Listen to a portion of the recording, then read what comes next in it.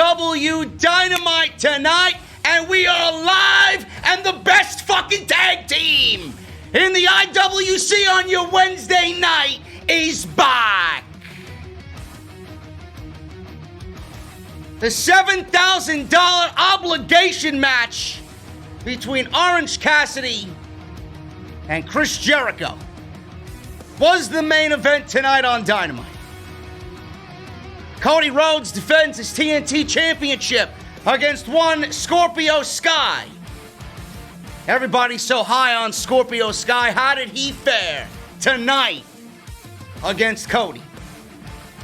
The Young Bucks against the Dark Order. Jon Moxley, MJF.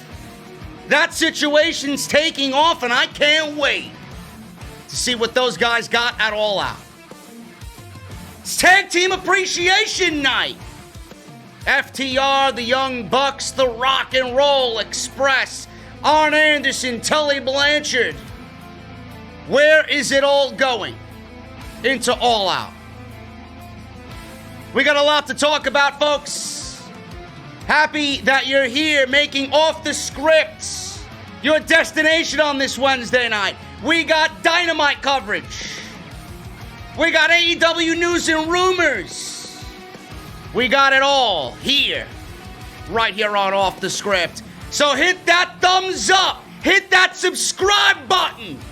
Get ready for the #1 podcast in the IWC. We are live. This is Dynamite. Right here on Off the Script. Is this what you want? This fucking foliage? Is this what you want? Mr. Dips?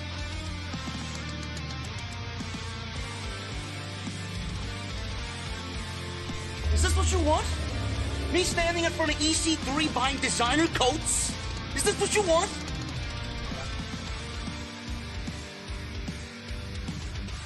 Me sitting in some hipster hotel in Williamsburg, Brooklyn? I got the Monday Night Raw fucking... You know what? I'm gonna cut it right there, bro. This graffiti art, the hotels, avocado toast. All I want is a fucking Guinness.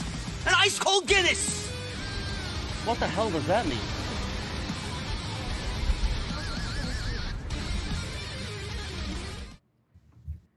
You know what? That's my fault. That's my fault. I had the Monday Night Raw review podcast intro playing. Fuck me. Fuck me.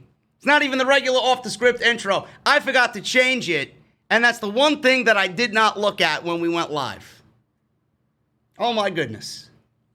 But who loves Monday Night Raw, right? Everybody loves Monday Night Raw on Monday nights. You love watching EC3 in his fucking designer coats. Why the fuck not? You got him on Wednesday night.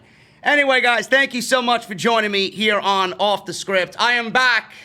I am back with Jesse, and we are live tonight. Buddy, what's going on?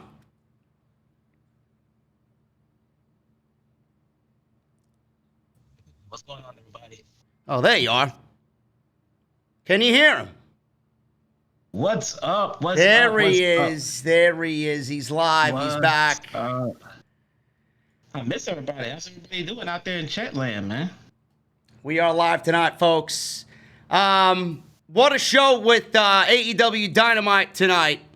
I still can't get over the fact that I had the Monday Night Raw intro. I feel like a dumbass. Oh, well. Shit happens. Shit happens. But Dynamite tonight, guys, concluded with Jericho and Orange Cassidy. We got a lot to go over, including the AEW news and rumors for the week. Jesse, how you feeling? How you feeling being back on the podcast today? And what'd you think of Dynamite? Being that you took the week off, I'm sure you got a lot to say. What'd you think of the show tonight overall from Daly's place in Jacksonville? Home run show. Like I said in the past, AEW's been white hot. But I'll pause on that for a second, man. I want to thank everybody out there for the well wishes and the prayers and the DMs have been flooding and the tweets. I want to thank everybody. That was felt and I appreciate it, and I won't forget it. Thank you. But AEW, man, geez, this Orange Cassidy guy won't go away. Jericho's intent on getting him over, and it's working. I don't know, man. I don't think I saw a bad spot tonight, angle tonight, except for the the rock and roll express part, but then it ended nicely. So I had a good time tonight, man. What about you? I enjoyed the show for the most part. I just did not get the ending of the Chris Jericho and Orange Cassidy match. I'm not sure if that was the planned ending.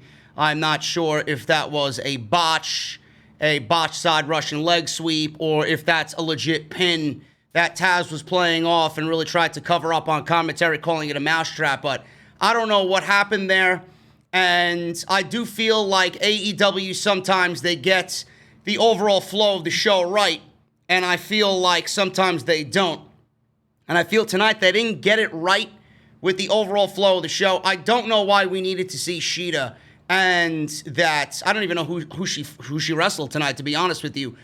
She wrestled in that squash match, which could have given Orange Cassidy and Chris Jericho another 3, 4, 5 minutes tops in that match. I felt like the main event was rushed. You made such a big deal out of it, and then they rushed to what looked to be a botched finish, in my opinion, and they just went off the air like it wasn't even important.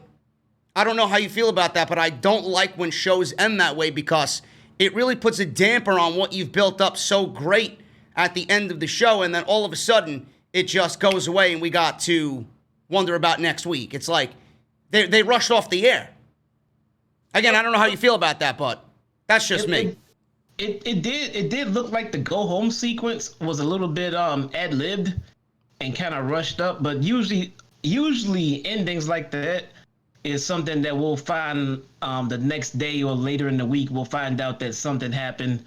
It could have been a minor injury. It could have been something here, but yeah, it looked like Orange botched the roll up, and they kind of recovered from it. But it kind of felt like they went home quicker than expected. So I'm gonna hold off and see what happened there. But yeah, I know what you mean. I love the match. It just the ending did kind of fall flat. I didn't understand it, but it looked like something happened that we don't know about yet.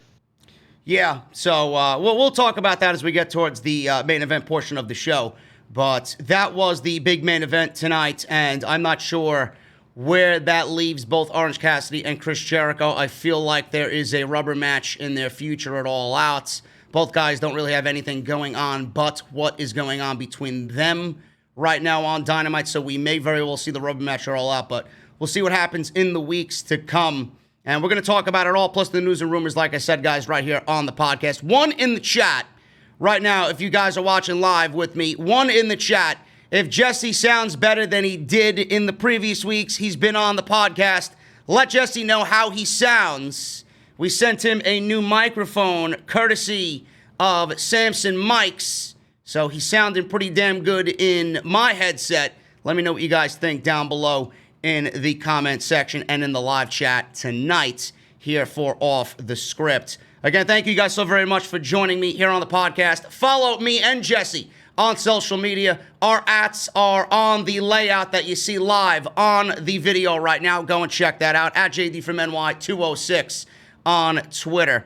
So go and do that, and thank you guys for live tweeting with me tonight during Dynamite. If you missed anything on the channel this week and last weekend, go and check that stuff out. We got a ton of content, and right now it is so sad that I'm looking at the news and rumors just surrounding WWE going into SummerSlam, and there really isn't much at all going into SummerSlam.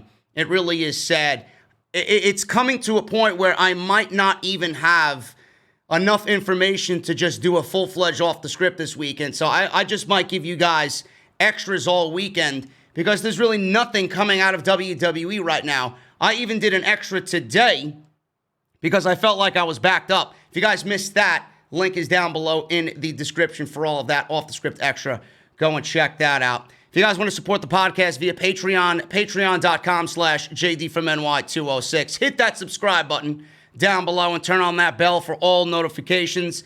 And if you guys want to support also, today's sponsor is Audible, audibletrial.com/offthescript. Make sure you guys go and do that. Sign up using our link, 30 days free, one free audiobook of your choice. Great way to support me and the show, and Audible, audibletrial.com/offthescript. we are going to start off with some news and rumors. And I got some news here that Jesse and I are going to go over. Eric Bischoff, being that Jesse wasn't here last weekend, Eric Bischoff made his AEW on-screen debut last week between Jericho and Orange Cassidy and the great Wednesday night debate that they had. Quickly, Jesse, what'd you think of that segment last week? And I know you weren't here and everybody is dying to know your opinion on it. Did you think it was as great as I said it was last week on the podcast? Yeah, I loved it. I thought they did a good job at just what they wanted was they just wanted the Eric Bischoff shock value of him being on the program without everything that came with it. So they just used the Bischoff name. Hey, he's here. He didn't overshadow anybody else on the show. He didn't even overshadow that segment. It was clearly not about him. It was just a, hey, he's here, and now he's not. So he's not a new GM. He's not some kind of corporate figurehead. He's not out there every night trying to get someone over. He was just here to say, hey, Bischoff was here, then he's gone. And now everybody's talking, oh, well, it sucks because now they're like WCW. Oh, now they're just doing this. So Bischoff couldn't hack it here. It worked because now everybody's talking about Bischoff being on AEW. It worked. The same way how we got a certain surprise tonight from an ex-WWE corporate member on AEW. Oh, but what about Pat McAfee? I mean, he was supposed to get WWE in the spotlight as well, right, on NXT. And then people were like, well, how come you're not shitting on Bischoff, but you're shitting on the Pat McAfee situation, man? You're very one-sided. You're an AEW cocksucker. It's not the same thing. So please explain to them why it's not the same thing, because I am absolutely spent on trying to explain myself to these fucking idiots, honestly. Yeah, but when we get Bischoff in a one-on-one match against Jon Moxley for the title, then you'll start hearing that same complaint from me. There you go. Pat McAfee and Adam Cole's not the same thing about Eric Bischoff being on AEW Dynamite, folks. Get it through your skulls. It's not the same thing. Eric Bischoff, on 83 Weeks, he actually talked about Tony Khan, and he said this, Jesse. Tony Khan is grabbing this AEW thing by the balls. He says this, and I quote, and he talks about his passion mainly. His passion is in the product. He's obviously a very intelligent and experienced businessman, so check those boxes. But when you have a passion and you like producing and you're willing to grab it by the balls as opposed to putting somebody else in that position and hoping that they're going to do the work that you want them to do. And by the way, that's what I did to a large degree. That's a mistake that I made to a large degree, is I put other people in positions that I probably should have had a much larger control of for myself. So that's why I'm pointing this out. Tony is grabbing this thing by the balls. What he lacks in experience, he more than makes up in for passion, in intelligence, and enjoyment in what he is doing, and he's taking control over it. While I was getting ready to go out, we'll call it in a gorilla position, but when I was standing backstage, ready to be introduced for the segment, I was within earshot of Tony when he was in the gorilla position, staring at the monitors, and couldn't help overhear Tony talking to probably Keith Mitchell or someone in the truck. I'm assuming it was Keith. Tony is into this. Tony's just not a type of guy with just a checkbook. Tony's not the guy with a checkbook, but he's also a big fan. Tony's the guy with the checkbook who's a big fan, who is also a good producer, and more importantly, loves producing. Therein lies the magic. So what do you think about that, Jesse, where Eric Bischoff, now I get it, some people think that Eric Bischoff might be looking for a job, he might be shilling Tony Khan and AEW right now, but if there's anybody that knows what it takes to beat WWE, it's Eric Bischoff. I'm not saying that Tony Khan is out there wanting to beat WWE every single Wednesday on Dynamite going up against NXT, but that's where everything that you and I and what I complain about, I made a fucking living complaining about why WWE is failing creatively right now. And everything that WWE is failing at, Tony Khan has, and he's kind of spawning off into AEW. That love, that passion, that dedication. He's a true pro wrestling fan. I don't think anybody in WWE can honestly say that right now in 2020. What do you think? No, yeah, that's the right idea. If you really think about it, Tony Khan will always have the blueprint of what he should do for his company as far as satisfying his core audience. His core audience is me, you, and people like us listening right now. So it's really, really easy to just watch and gauge what WWE does, find out how much the hardcore wrestling fans dislike it, and do better on his show. So what WWE is doing is trying to counter program, trying to catch up and chase AEW when AEW is simply not making the mistakes that WWE seem to make. You know, it's really easy to put on just a decent show by just giving the people what they want. You can be creative and go outside of the box. You can try different things, different ideas, and see if they stick. That's a part of it too. But also, when you don't know what to do, when you don't have a big bomb of a week, just don't do anything stupid. And WWE is good for laying out the blueprint for shit that we don't like. You promote somebody for weeks, you tell us they're going to be great, and then they're on main event losing. That's not what we like. So that's not what we get on AEW. We get consistent pushes. At least we get pushes that see things through into a title match at least. We don't see a push and they go away for weeks. Little things like that are the things that make AEW.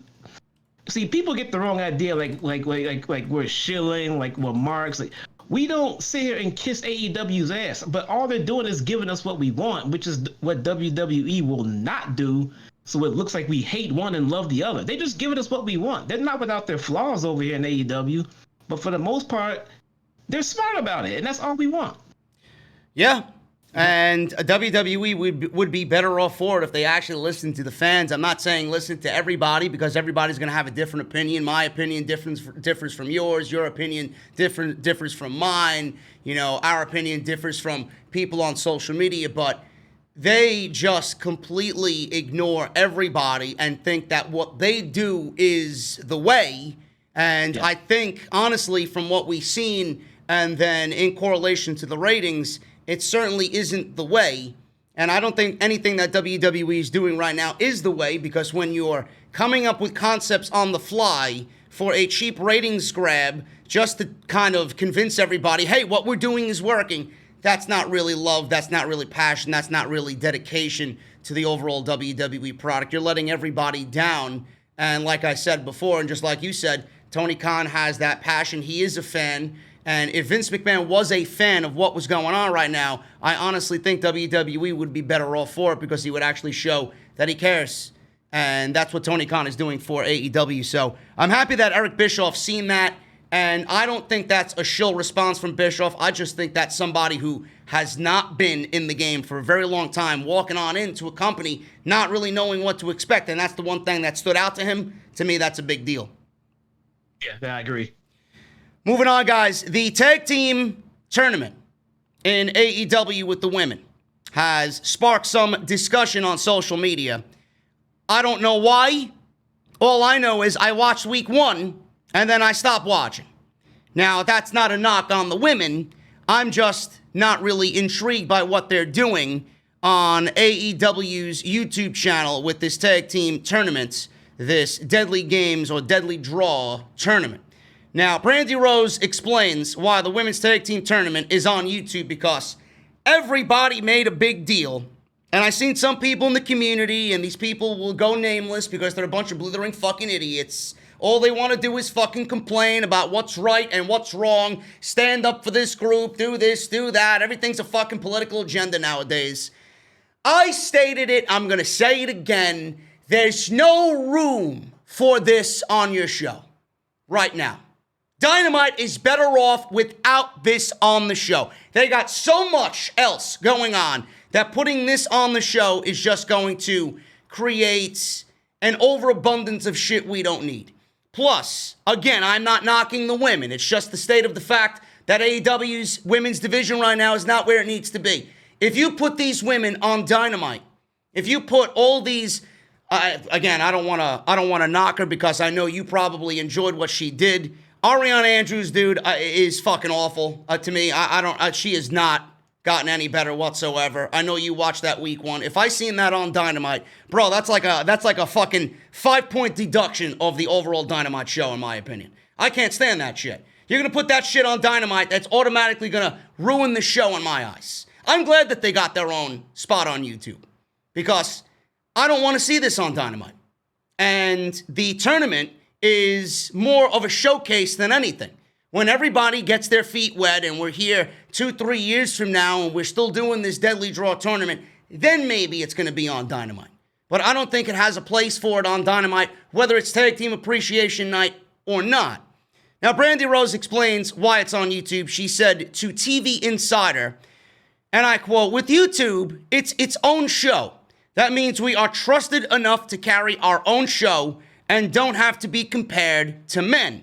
We are also not restricted on time, so it's really the dream scenario. Better than finding out when we are live and something went long. You may only have 4 minutes to put it out there. That's really hard, especially when you are trying to introduce new women and put that kind of pressure on them. Being it's our own show without the restraints and being able to tell these stories how we want is a really great situation."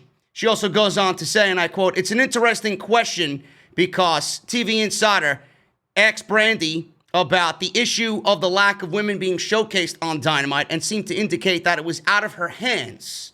So she has nothing to do with how the women are being handled on Dynamite, or the women's division, I should say, on Dynamite.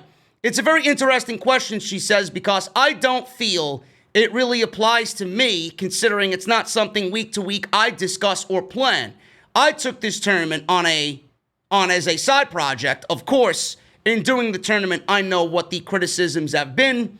I know what they are, and thought this would be a really great thing for that, especially those who are diehard women's fans or women's wrestling fans.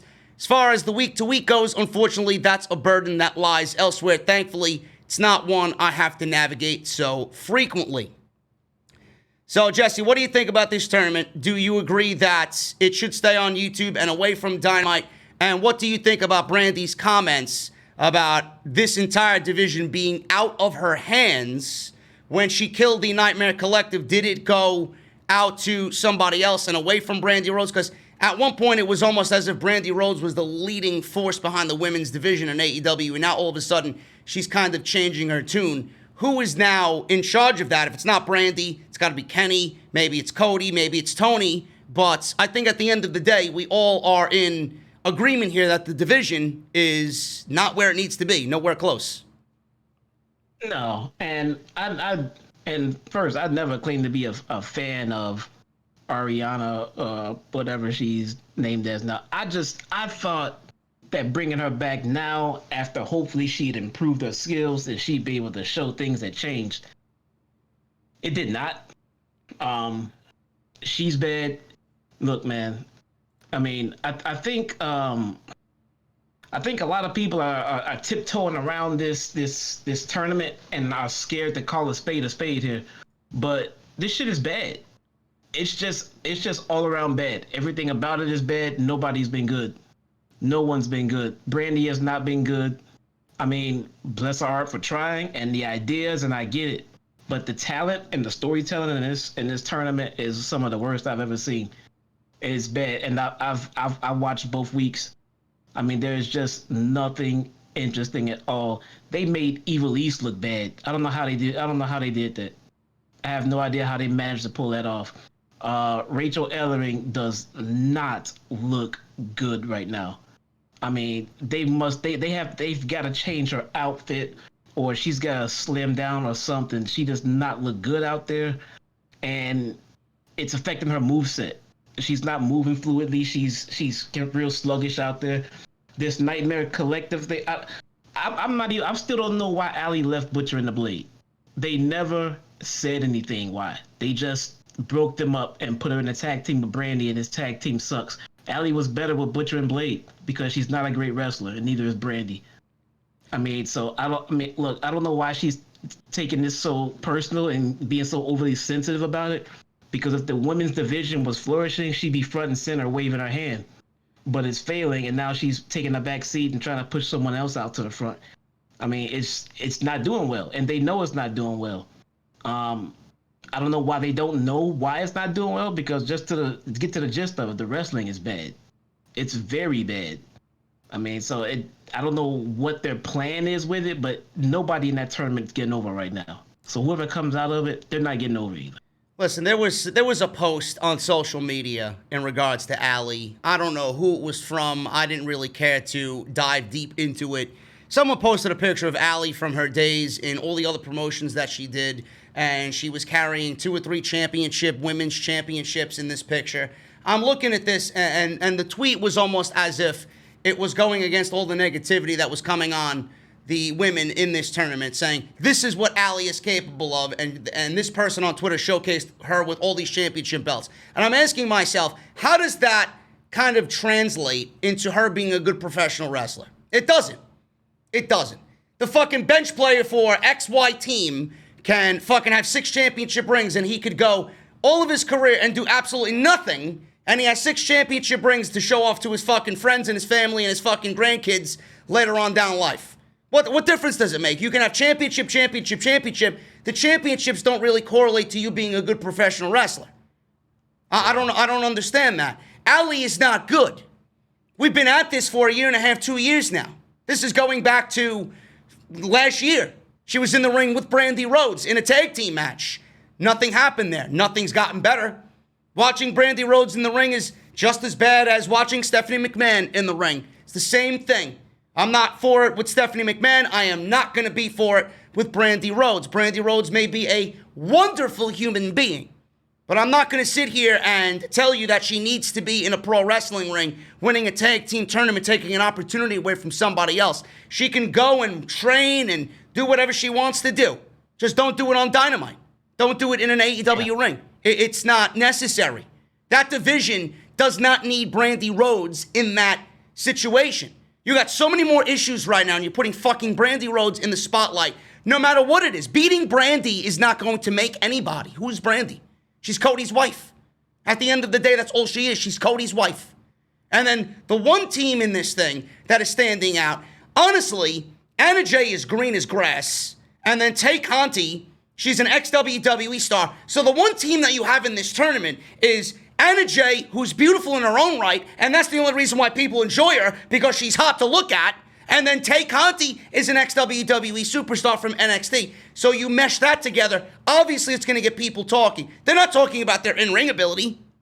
Tay Conti's got all the potential in the world to be something great. Anna Jay could be great. I don't know. I haven't seen enough of her. But nothing coming out of this tournament has people talking. And Diamante, like you said, and Ivelisse, I haven't seen anything as far as why AEW should sign them. To be honest with you, I know Ivelisse from all the years that she's done Lucha Underground and everywhere else that she's worked. I've called a match or 2 for her. I know how good she is. I haven't seen that here yet. No, Ivelisse is the best wrestler signed to AEW. And I believe right now she's 0-1 as a singles. I mean, and she's nowhere near hot. I mean, she is literally, unless I'm forgetting somebody right now, she is literally the best female wrestler in the entire company right now. And then Tenora Conti is not far behind her. Well, that's a good starting point. It that is. really, Ivelisse, Tay Conti, you got Hikaru Shida, you got Nyla Rose. But when AEW is going out there and putting Dasha Fuentes or Dasha Gonzalez, whatever the fuck she's called now in AEW, in the ring, bro, that's not really what I want out of a women's division. I don't know who's making decisions like that. You just can't. That's like Tony Khan giving me a fucking opportunity to go in there and wrestle Cody for the TNT Championship. You can't do that. Yeah, she's bad, man. She's bad. So everybody complaining about the women, why aren't they on Tag Team Appreciation Night? Because the division sucks, folks. The division sucks. And it should not be glorified because of gender.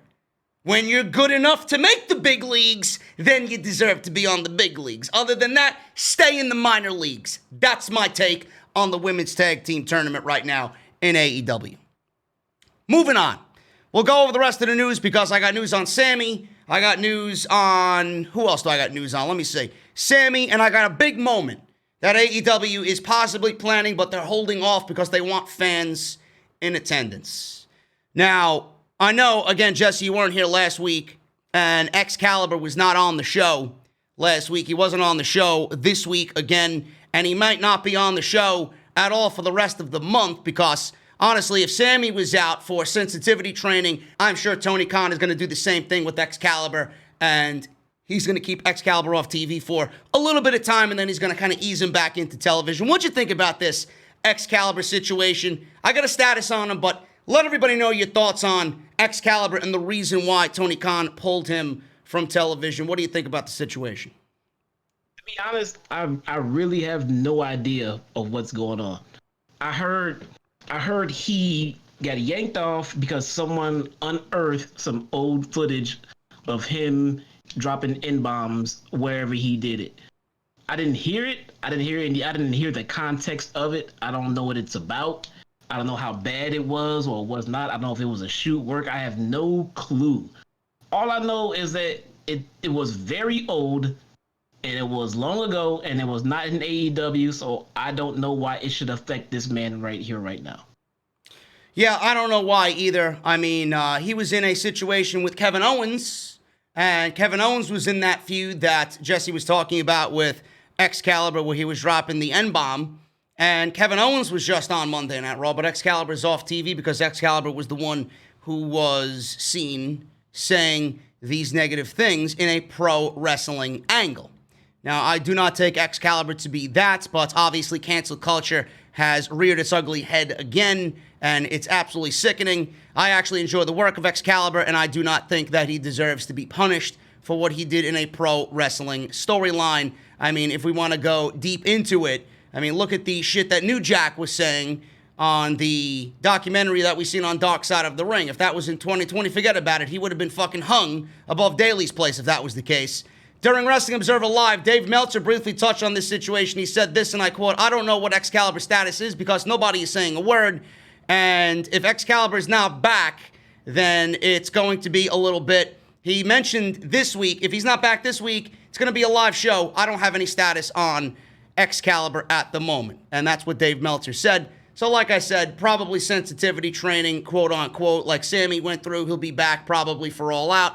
That's the most I could say on that. But I do miss him. Taz is great, but the reason why I'm not feeling Taz right now is because it's very difficult for me to, and I don't know if you agree with this, Jesse, but it's difficult for me to listen to Taz on commentary, kind of being a good, wholesome, babyface commentator. He has his moments here and there, but when I know he's managing Ricky Starks and Brian Cage, and he's spewing profanities at Jon Moxley a couple of weeks ago, and then I got to listen to him kind of doing his regular old commentary gig, it's kind of weird. I don't know if you feel that same way. It is, and I think it's only as weird as we think it is because Taz is so good at being a heel. Yeah. And he's also good at being a commentator.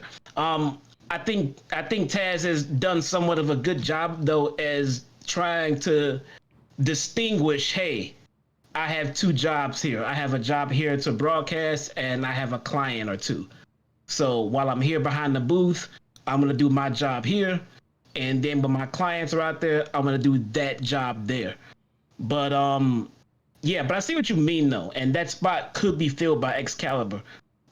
It'd be awesome if we could get Taz off of commentary for the majority of the time so that he can focus on Starks and Cage and everything like that. And then the time that we do get him on commentary, it's like a special bonus. You know what I'm saying? It's because the team that's there is awesome with or without Taz if they get Excalibur back. Yeah, I think he's the glue that holds that commentary team together. I mean, Taz is very good at what he does, but I think Excalibur really takes it to another point where Tony Schiavone and JR kind of are at the top of their game when Excalibur's there. That's just me, but I hope he's back by All Out, and I do miss him. He is definitely one of those guys I did not feel early on because he was just kind of over the top, but he's kind of settled in, as did JR, and then when Tony Schiavone got there, they kind of leveled out. And honestly, and I know I discussed this with you, and I think we briefly mentioned it a couple of times here on the show, I do think that they're the best commentary team in pro wrestling right now. They are. As it stands right now, as it stands today, yes. By far they are. I agree with everything you said. Like when they first started off, I was leading the pack of saying JR does not fit. I mean, I'm glad that he's on TV, but I kind of wish he wasn't. I mean, it's just not feeling right. Put him backstage. JR hit his stride, man. JR is and always will be the best at what he does. He just needed some time to get familiar with the roster, get familiar with what's okay, what's not okay, get familiar with the stuff in his headset. And once he did, JR is just nobody is complaining about JR right now. He's doing some of his best work since he had King. Yeah, nobody said anything bad about JR. He's feeling it. He's in the zone. He knows what's going on. He sounds more excited. And this has been a very, very consistent thing with JR. So I'm loving what I'm hearing. And like I said, I can't wait for Excalibur to be back. I do not think he deserves the punishment that has come down on him for something that was just blown out of proportion on social media. Now, let's get on into the show. We got Young Bucks and the Dark Order. This is Tag Team Appreciation Night, so why not start off with two of the best tag teams in the world right now? And yes, I'm considering Stu Grayson and Evil Uno two of the best in the world at what they do. I know Jesse mentioned it. I've sung their praises since I've seen them debut on AEW television. Jesse kind of said it tonight while we were texting back and forth during the show. Stu Grayson, Jesse, and Evil Uno, they are fucking great at what they do. I've mentioned it time and time again. The double team aspect of the Dark Order when these guys are in the ring, it's very difficult to find anybody as good as these guys. And Evil Uno, you know, a guy his size, he's not overly a big dude, but he's a big guy standing next to Stu Grayson. The shit that he can do at a man his size, and then Stu Grayson also, I don't want to leave him out of this, athletic as a motherfucker. These guys are awesome at what they do. Pair them up with the Young Bucks. You got a recipe for success right here on Dynamite. They are. You know, Stu Grayson, Evil Uno, Butcher, and Blade. 4 wrestlers, 2 tag teams that have never been spoken out of anyone's lips before AEW. And right now, I put those 4 guys easily, at least in the top 10 tag teams anywhere in the world right now.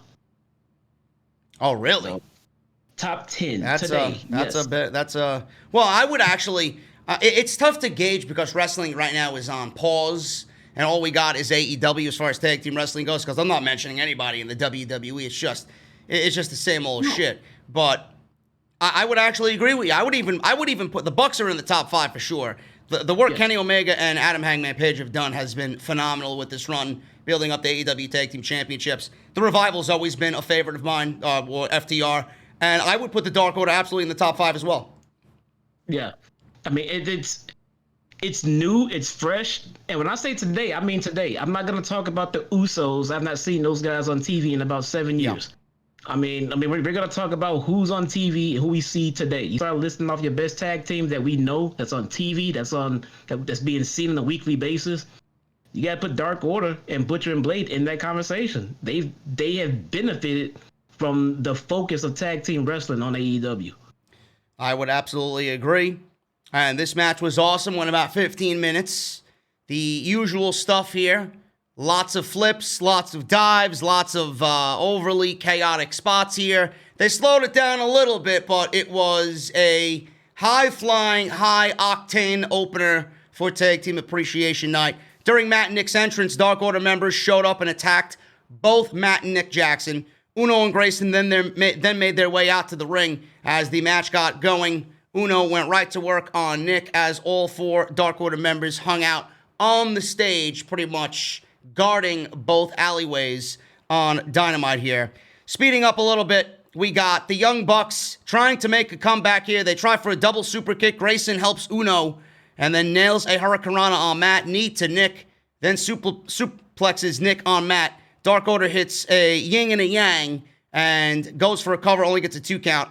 Uno tags in, 540 kick, brainbuster combo by the Dark Order, cover on Matt, or Nick rather, and Matt makes the save. Grayson swings away on Matt, tosses him out to the ramp. Then we got Grayson bringing him up to the stage and throws him to the back. He tells the rest of the Dark Order that were standing there to kind of guard the tunnels so that he doesn't come back out. Grayson and Uno look for fatality. Nick ducks it, rolls up Uno in a small package-like cover, 1, 2, 3, and gets the out of nowhere victory on the Dark Order before Grayson can break it up. Grayson didn't even expect it. He did not expect that to happen. And the Young Bucks get the win here via pinfall over the Dark Order. Jesse, what do you think about this ending? I think it makes sense in the grand scheme of things because I honestly think with everything that's going on, the Young Bucks and FTR are probably going to be one of the main attractions at All Out. So in logic, I would think the Young Bucks need this win. And what does this mean for the Dark Order, in your opinion, being that they've been featured on TV and can't seem to gain that momentum that they need? Yeah, I'm kind of thinking they shouldn't have booked this match. I mean, because it didn't seem like a match that Dark Order should have lost. But at the same time, neither did the Bucks. They kind of needed a win here too.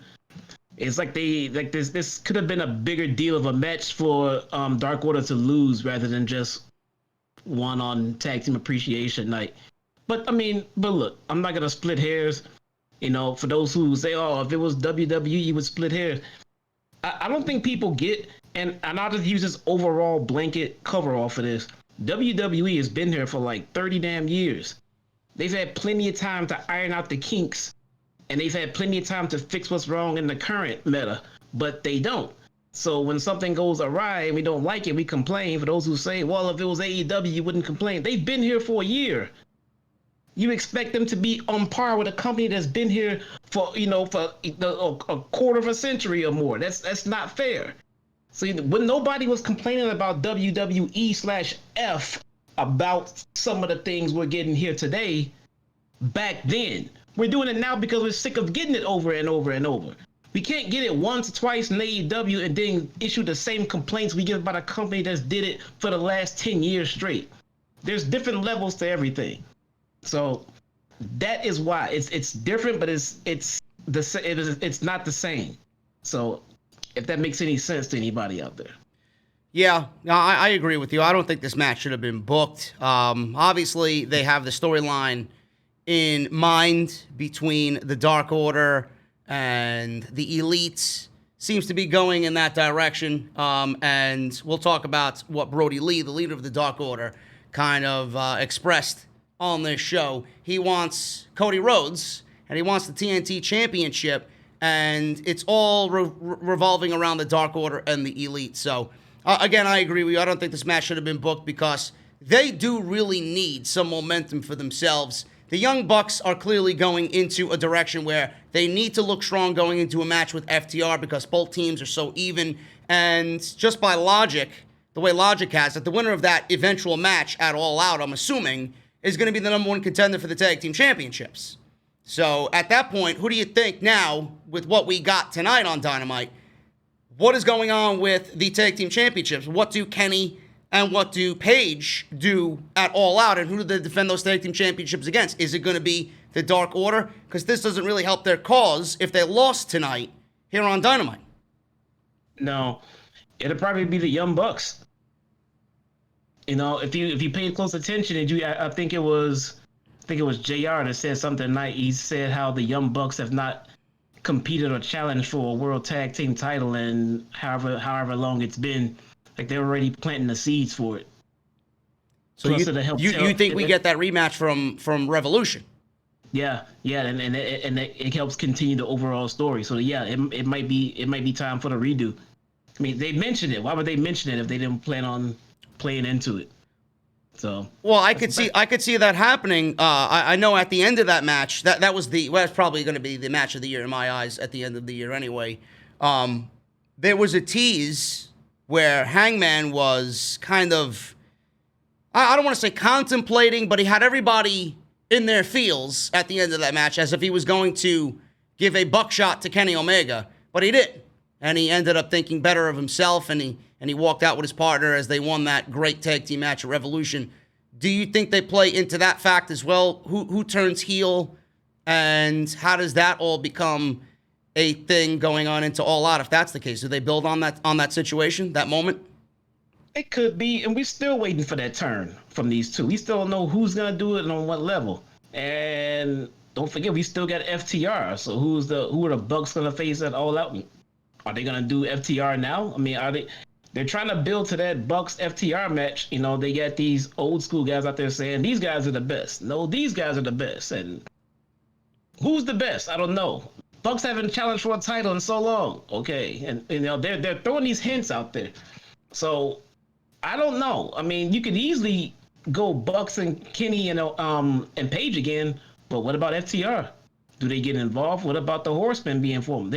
They're doing a pretty good job at just masking where they're going because the feuds aren't linear. It's not like this feud's over. You're feuding with this person and nobody else. We get feuds interchanging all over the place, and we kind of don't know where each one is going. So I kind of like that about what they're doing. Yeah, I don't know. I don't necessarily think this is all a bad idea. Maybe keeping FTR off of All Out kind of keeps them in that territory of, oh my God, they're not being overused. We're not seeing a lot of them. They remain special on AEW television. Instead of doing and going right to that Young Bucks match, which everybody wants to see, you know, it may not be a time for that yet. Maybe the Bucks win the tag team championships and then FTR takes the titles off of the Young Bucks. That's the way I think it would go and how I had projected it would go early on before they even got into AEW. I think that's the best way to go about it, because if you take the championships off of Page and Omega and put them on FTR, I mean, what does that really do? It really doesn't do anything. It just makes it overly predictable. See FTR staying off of All Out. I mean, even if they don't have a scheduled match, those guys will be in that show in some capacity, interfering or something. Oh, yeah, for sure.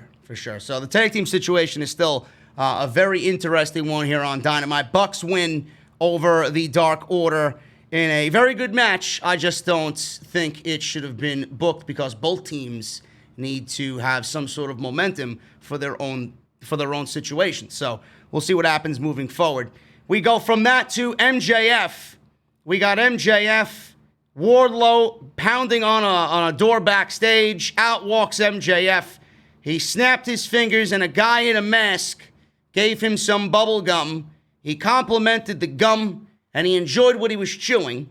Nina, his secretary, said that she hired him, and then he called her honey and said, "Only speak when spoken to, honey. How many times I gotta tell you?" And then all of a sudden, he starts patronizing this guy. He pushes a security guard and tells him to get out of my way, get out of my shot. And Ross then proceeded to call him a little Richard, which I know what that means now. Not a fucking geek like last time. I didn't know what the fuck Jim Ross meant by that. A little Richard. I love it. But everybody, Jesse, was on social media, and I think you pointed it out to me because it went right over my head. I don't really follow the GIF scene on social media all that well, but it looks like that they recreated the Samoa Joe GIF where he was pushing the security guard in his days of NXT when he was the NXT champion, right here with MJF. Awesome. Can this guy do anything wrong? No, he can't. He can't. So. He can't do anything wrong, man. He's just so great at everything, and this was awesome. So he was on his way to make himself a prime candidate for the AEW Championship again for a second week in a row, and he's going to tell us why. We move on from that, and the announcers hype Jericho, Cassidy. We got Sheeta. We got Paige, Tag Team Appreciation Night, and then they went over the rest of the show after that great tag team match on the Open of Dynamite. MJF was in the ring, and he made his way to the ring. Taz said he's good friends with MJF because Long Island. MJF went over to the announcer's desk and shook hands with Taz, but he skipped over Tony Schiavone. He even shaked Jim Ross's hand, but he skipped over Tony Schiavone because of their situation, and I believe they had a little thing going on being the Elite, I guess, back in the day. Maybe not back in the day, a couple months back, early in the day of AEW, so they don't like each other. MJF stood on the podium and thanked the audience. They were all booing him, which I'll get to in a second. The audience at Daly's Place. I got some information on people kind of shitting on AEW for allowing fans in attendance. He told the audience to use hashtag MJF2020 and not my champion. He said, "Nina, show me the great polling numbers." MJF was listed at 500%, and Moxley was listed at negative 1,000%, which I don't know where he's coming up with these numbers, but it doesn't make any sense. Who gives a shit? It's MJF. It's great. He said he mourns the AEW faithful for their belief in their champion because today it dies. He said Dictator John doesn't care about them or else he'd be here tonight. He said Dictator John is swimming in uncharted territory because he's not used to dealing with wrestlers who don't happily look up at the lights for him. He says he cares more about the people than he does because he shows up for his job. He said that the men in the ring should move the podium for him. MJF then laid on his back, center of the ring. The camera shot him from above, which looked fucking awesome. The camera did a big dive right onto MJF as he laid on his back in the middle of the ring. He asked Mox if he's now in his comfort zone. He says he started this campaign because this great company deserves quality leadership. He says he's a great wrestler, but he's not a great leader. You are a dog. You're a rabid dog chasing cars. He says he caught the bumper and he doesn't know what to do with it. He then told Moxley to fork over the keys to a real leader and why wait till September 5th at All Out. And then obviously Jon Moxley's music played. MJF was ordering people to go into the stands, into the crowd, because that's where Moxley comes out. And what do you think Moxley did? He came out through the tunnel while all of MJF's goons were parading around in the crowds. He sneak attacked MJF from behind, and he clotheslined him from behind. He threw him into the podium, and then gave him a paradigm shift, which MJF sold like death. He then destroyed the podium and left. And Shivani said when MJF wakes up, somebody should tell him Moxley is here. So Moxley walks to the back. He grabs a microphone in Gorilla. We see Tony Khan sitting in Gorilla with his nice shorts, and he's leaning back, drinking a coffee. He's just loving his job right now. And if you don't believe me, I actually seen it on social media. Somebody screen grabbed it on social media. Moxley grabbed the microphone backstage and said they're not even yet because of everything that MJF said. He said what will happen at All Out is I will get even. And then they cut back to the ring and MJF was grabbing his neck, crying in pain from the paradigm shift.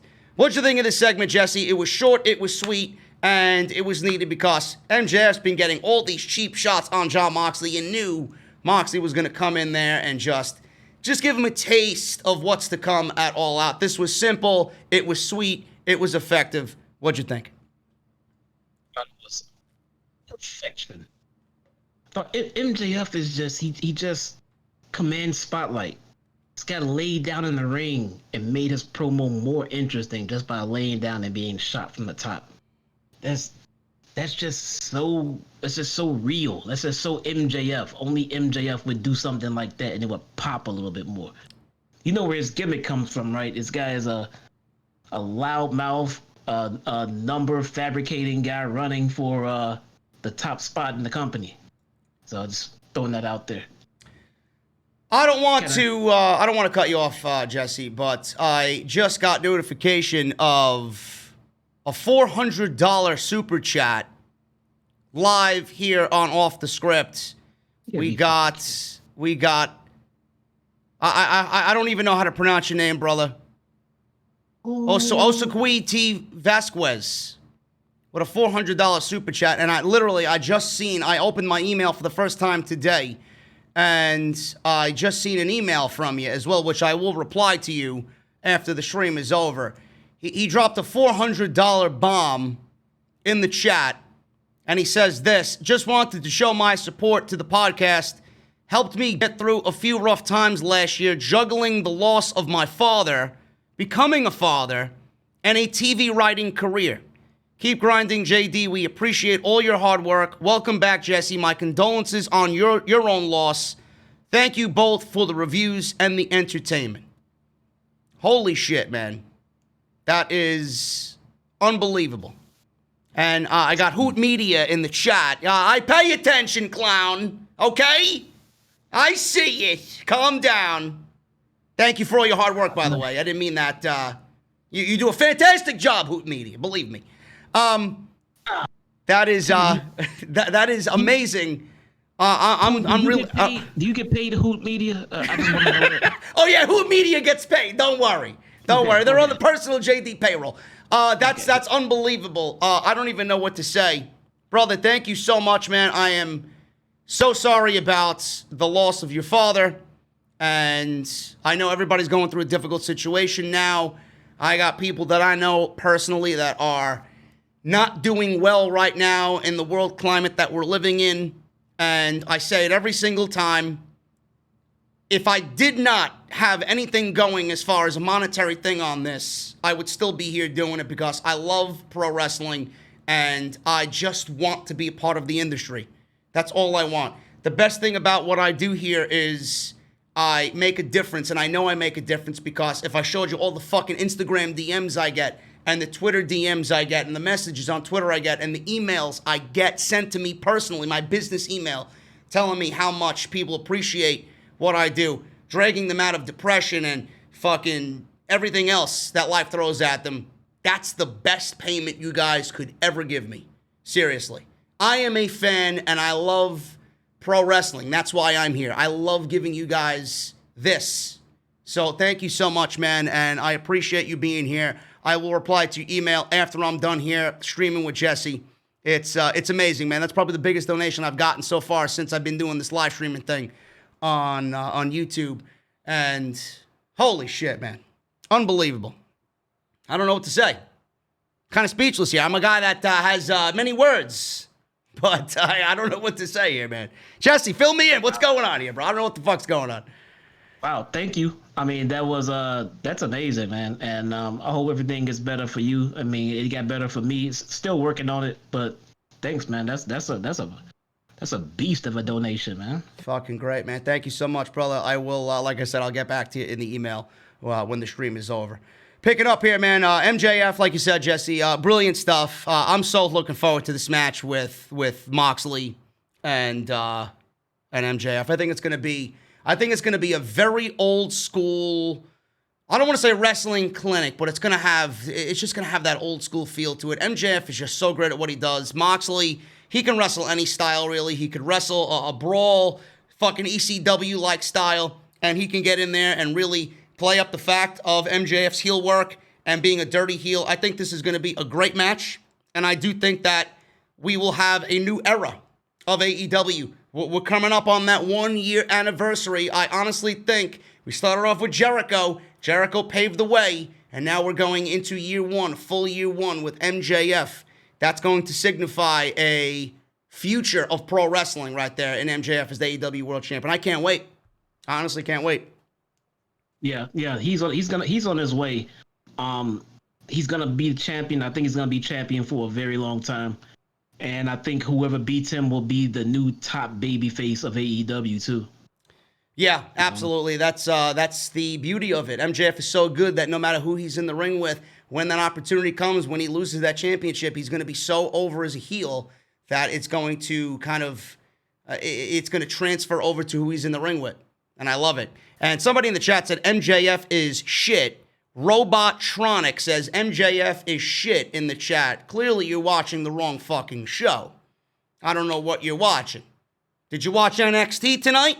Because I could tell you about 3 or 4 fucking things that are shit on that show. Clown. Give me a break. Ignore. Moving on. Cody with the entire Nightmare family out there. Arn Anderson, Brandy Rhodes, Dustin Rhodes, Allie, QT Marshall. Everybody's out there. Like he needed the entire fucking army out there. Against Scorpio Sky for the TNT Championship. I didn't hear anybody. I didn't hear all those geeks on social media about, oh, the TNT Championship looks horrendous and blah, blah, blah. AEW should be ashamed of themselves and yada, yada, yada. We finally got a completed version, just like Cody said, on August 12th of the TNT Championship. And Jesse, it looks magnificent. The gold on the title really enhances the overall look. I love the studded TNT on the front of the title. I think it looks great. What'd you think of the completed championship? Yeah, it does. It does look very good. The last one was bland. I wasn't sure exactly what was not finished on the design, but now I see what they were talking about. It looks much more polished now. I like it. Now, 2 things I want to add before we get on into this match. Number 1, Mike Chioda, former WWE referee, was officiating this match. Happy to see Mike Chioda find a job. I knew he would. He's just too good at what he does. He got fired because of his age from WWE. They cut him because he was expendable. Apparently, he was out with an injury. Referee had the injury in WWE. They cut him. I don't know what happened. I think he had a knee injury of some sort.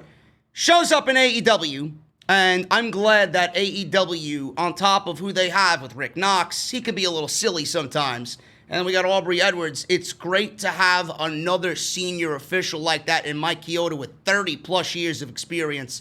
I mean, this guy is a big part of my childhood because everywhere that I watched WWE programming, it was either him or Earl Hebner doing whatever the fuck they were doing in WWE. We always seen these two.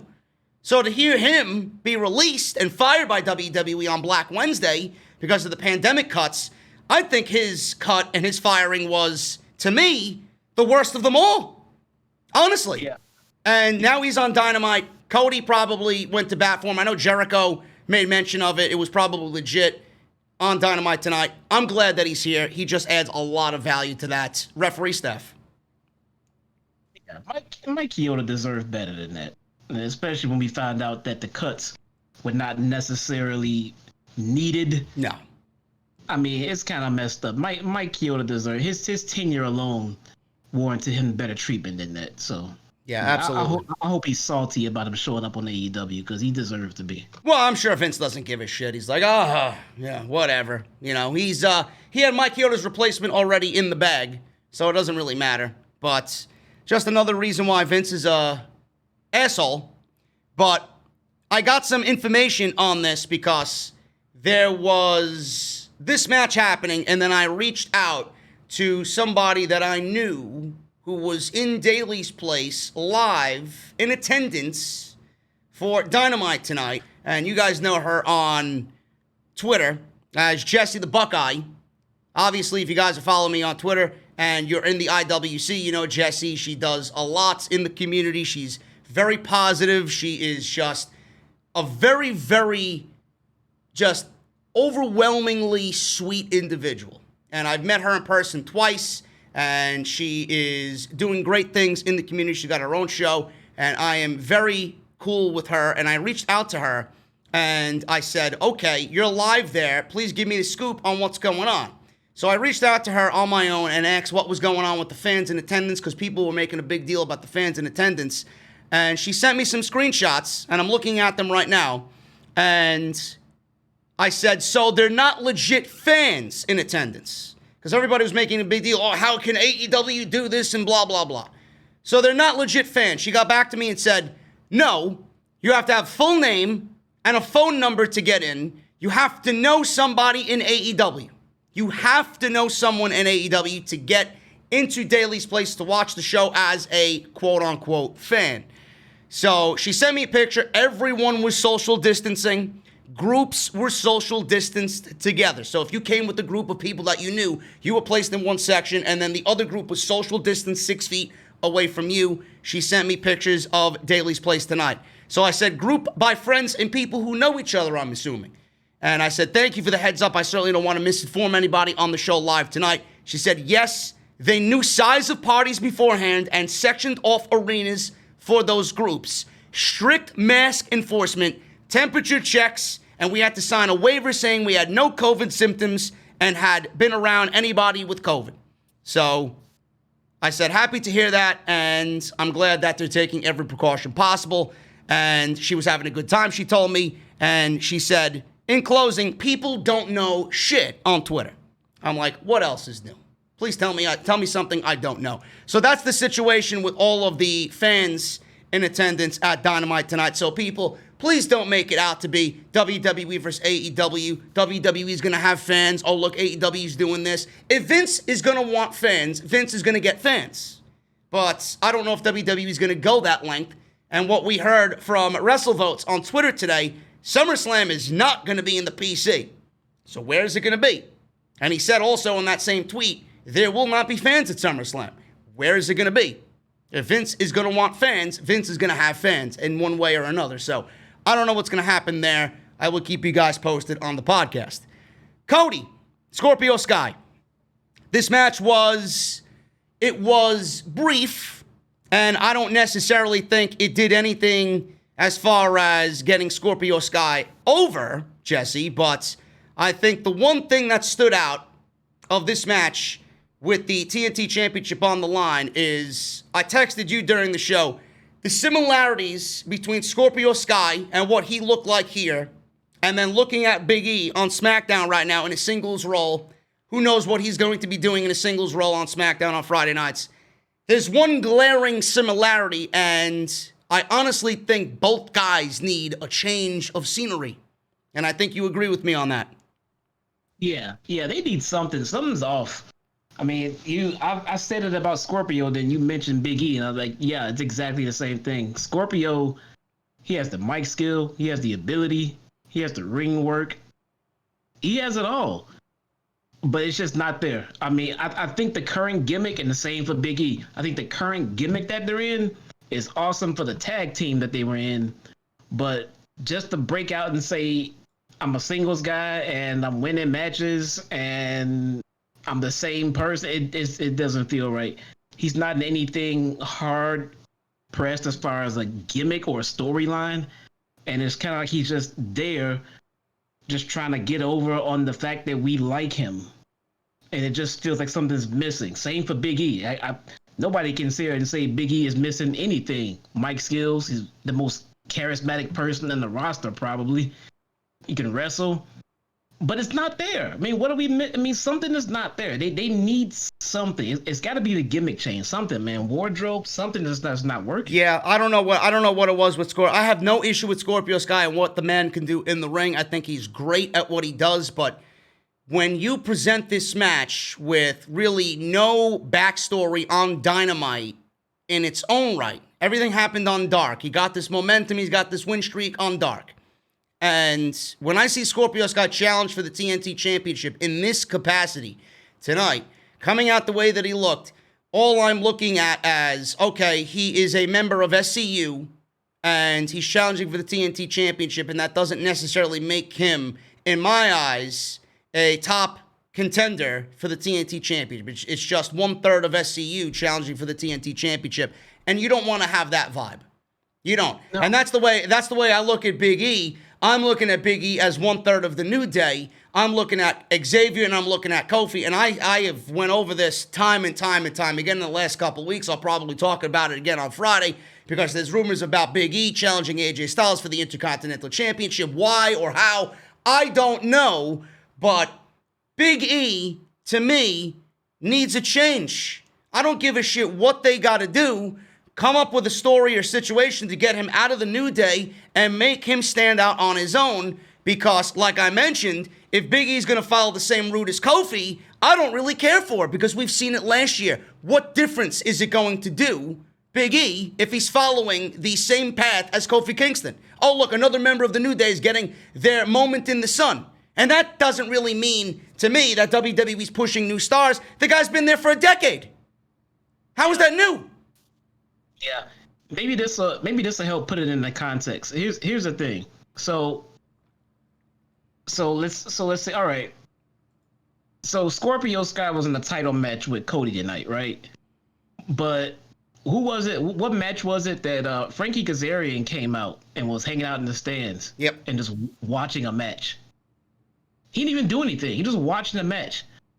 Frankie Kazarian came off as more interesting tonight than Scorpio Sky did.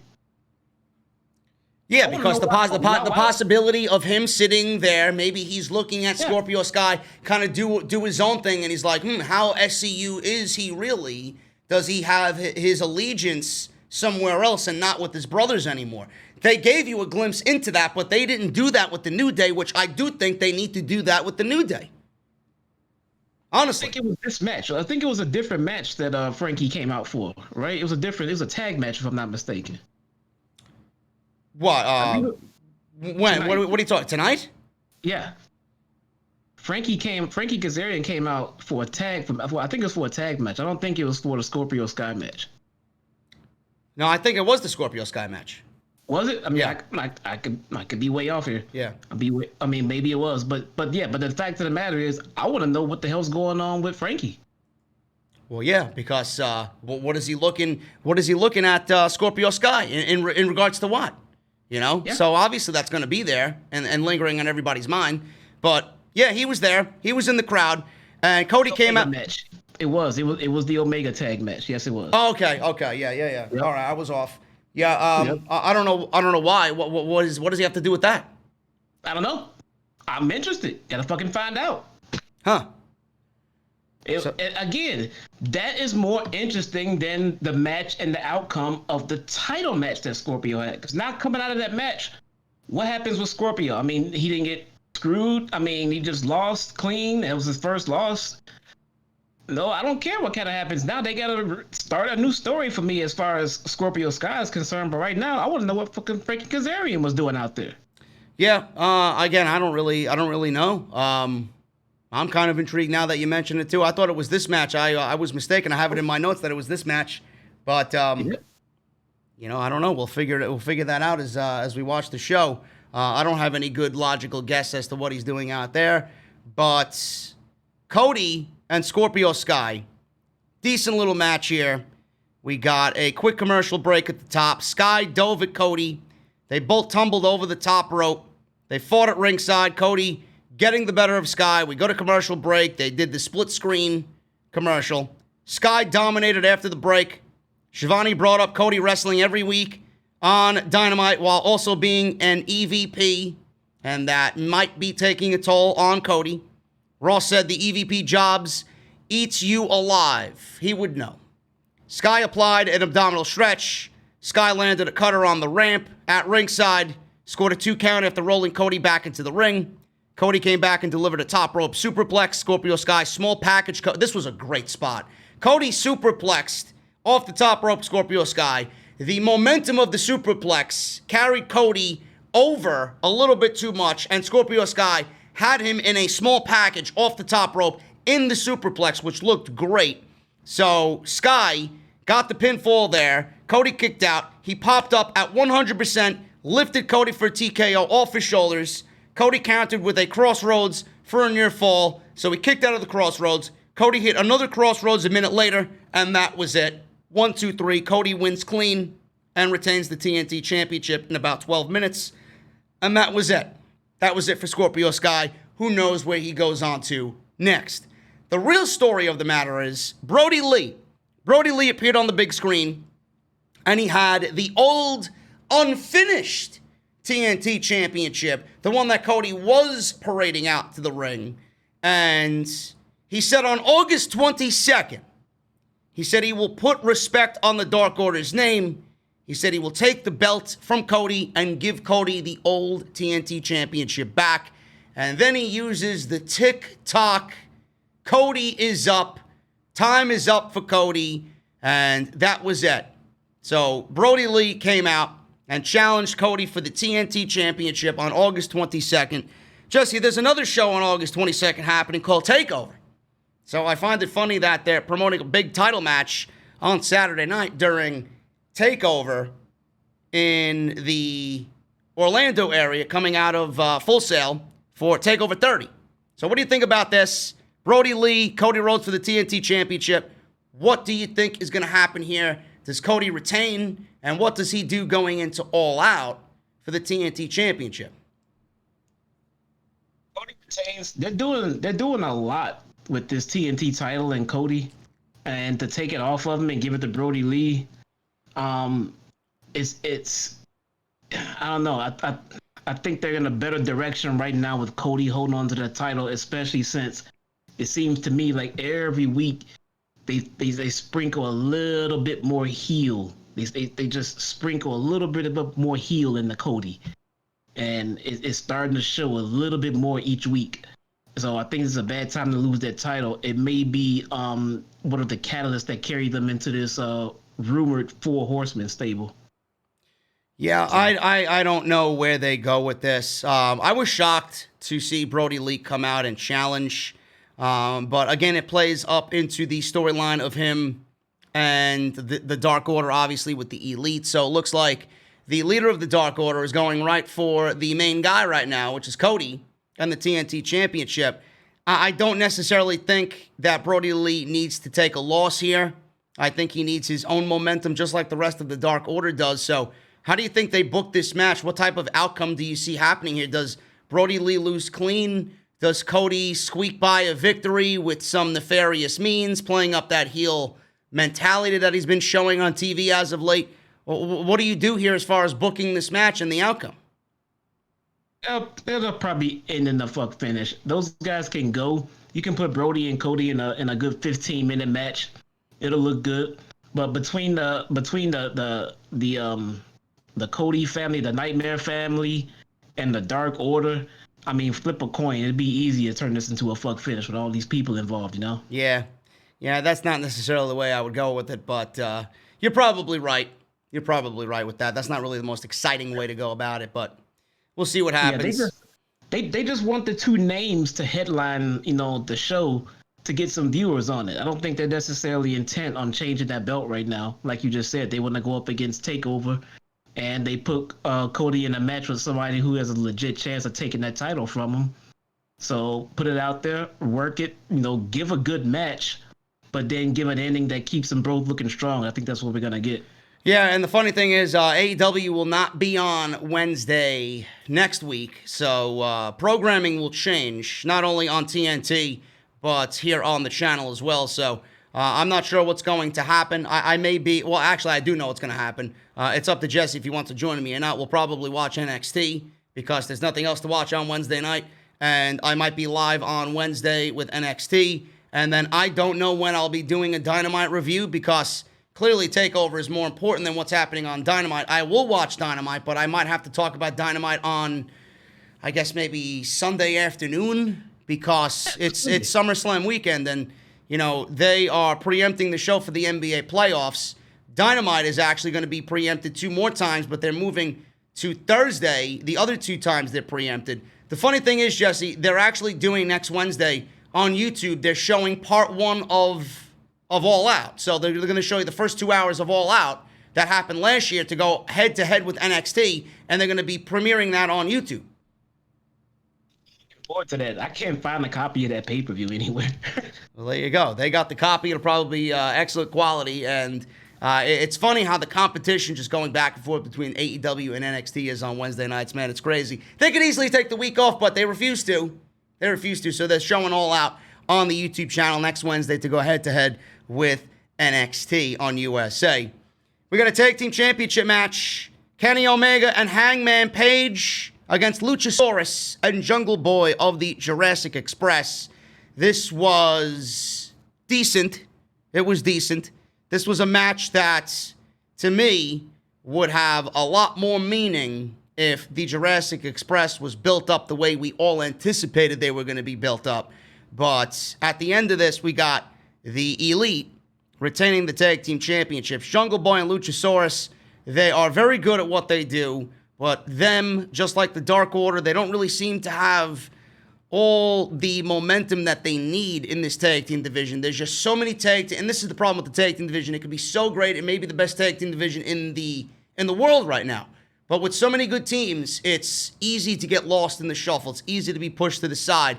And you got a lot of great teams in that division pushed to the side right now. Butcher and Blade pushed to the side. Jurassic Express, Private Party. The Lucha Brothers are pushed to the side because of what's going on right now in AEW's tag team division. So I don't necessarily think that's a bad thing. It's just to be expected when you have so many teams in the same division. They're great at what they do, but, Jesse, they're not on the level of Omega and Page yet, especially with what we've seen in the first full year. Nowhere near the level yet, hoping that they can get there eventually, right? No, Jurassic Express lost a lot of steam when Luchasaurus went down. Yep. And they never quite bounced back from it. I mean, not at all. They were the hottest tag team in the company when they first launched. And they didn't get a chance to capitalize on it. And I think they're trying to get a lot of that momentum back. And be honest, I don't know if they're gonna get it.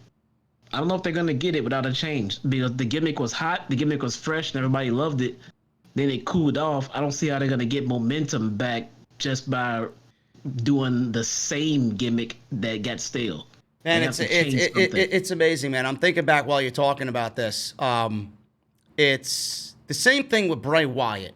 And people are telling me, oh, Bray Wyatt, he's great, this and that, he's still over. I'm like, he may be over as far as like popularity on social media, but Bray Wyatt, if you go back and look at Bray Wyatt at SummerSlam last year and compare him to this year's SummerSlam, it's fucking night and day. You can't even say that's the same Bray Wyatt. He doesn't feel the same at all. He's taken a major blow as far as how he feels on WWE television. Same thing here. The point I'm trying to make is Luchasaurus. You and I were at a Skybox in Chicago at All Out, and I do believe that Luchasaurus was in the opening match. What we seen in that 6-man tag to open that show, how that entire arena fucking erupted for Luchasaurus' hot tag, and what he did in that match, it's not the same. Granted, COVID, but it just doesn't feel like the same Luchasaurus from what we both personally seen live in Chicago at All Out last year. It's not the same. No, I think it's. I think this was a perfect example of striking when the iron's hot. Yep. I mean, I think that's kind of exactly what I said when especially when he came back right away, because he didn't stay out for that injury very long. And then when he came back, and I was hoping they get thrusted right into the top and win that. They didn't win the tournament. They didn't go anywhere. They kind of just fell off. And yeah, they gotta build them back up somehow. It's not gonna work just by doing the same thing that got you there, because it already grew stale. So something has to change. I'm not gonna sit here and tell you I know exactly what it is that should change and how they should change it, but I can pretty much assure you that's the way it is now. It's not gonna work. I mean, they're not gonna get that momentum back like this. Guys in the chat, sorry, Jesse. Guys in the chat, please don't be mistaken by what we're talking about here. AEW is going to be on Saturday, August 22nd. It is not going to be on Wednesday next week because of the NBA playoffs. So they're preempting the show to Saturday. Now, the NBA playoffs are obviously going to take precedent on TNT because that's their bread and butter. AEW is going to be moving to Saturday, and they're going to be on at 6 to 8 on Saturday on TNT, and that's going to be directly competing with TakeOver. But what we're going to be doing here is next week, if Jesse wants to join me next week, he's more than welcome. I'm going to be watching NXT next week. So I have no other wrestling but that, and then we'll figure out what we're going to do for the rest of the week, and we're going to talk about Dynamite sometime on the weekend, but it's not going to be moving to Saturdays from now on. It's just because of the NBA playoffs. So AEW is still on Wednesdays. Just wait till the NBA playoffs are finished, and they'll go back to their regular night and regular schedule on TNT. Now, let me ask you this. Is anybody thinking about this with all this preempting going on with TNT and everything else? What happens if Tony just decides, okay, we're getting preempted? What if he decides to not go to a Thursday night or a Saturday night? What if Tony decides to jump to a Monday night or a Friday for a preempted show? I would like to see that. I don't know if that's in their best interest right now. The one thing I will counter your thought there. What do you think NXT does now that we're on the topic? What do you think NXT does next week unopposed? Do you think that they get more eyes on the product, or you think they stay leveled out where they are? Because in my eyes, it is a good indication of where the overall audience is with the viewing habits on Wednesday night in regards to NXT. I think next week's going to be the real number of NXT watchers. They would. They should get extremely inflated numbers. They should. Every wrestling fan who watches AEW on Wednesday, I mean, to be honest, should be watching NXT instead. I mean, there's no other wrestling on. As much as I would love to see, All Out, I'm not gonna sit here and watch a show that I was at, to not to miss NXT. I'm gonna watch NXT, and everybody should be. If you're not, I don't know what else it is you're doing. Just go watch NXT. You'll probably enjoy it. I mean, I enjoy watching NXT for the most part. A little bit less lately, but they should have. If they don't have double the numbers, I'd be shocked. Yeah, I mean, it depends on what kind of show they're putting on next week. I don't really know. Some people, like I said, and I talked about this in just Accession during the year. I feel like even though the same audience probably watches AEW, I don't think, and vice versa, I don't think people watch NXT because they don't enjoy it. I just don't think that people watch NXT because it's a WWE product and they don't want to support the WWE. So NXT might be in a situation where, oh, that's a WWE show. I'm not going to watch it just out of spite, and fuck them, even though the show is good. I'll watch a highlight here and there on YouTube, and that's about it. They won't give them their 2 hours. That's just me. I don't know. I don't know why wrestling fans are like that, man. They are. That's what I gauge. Yeah.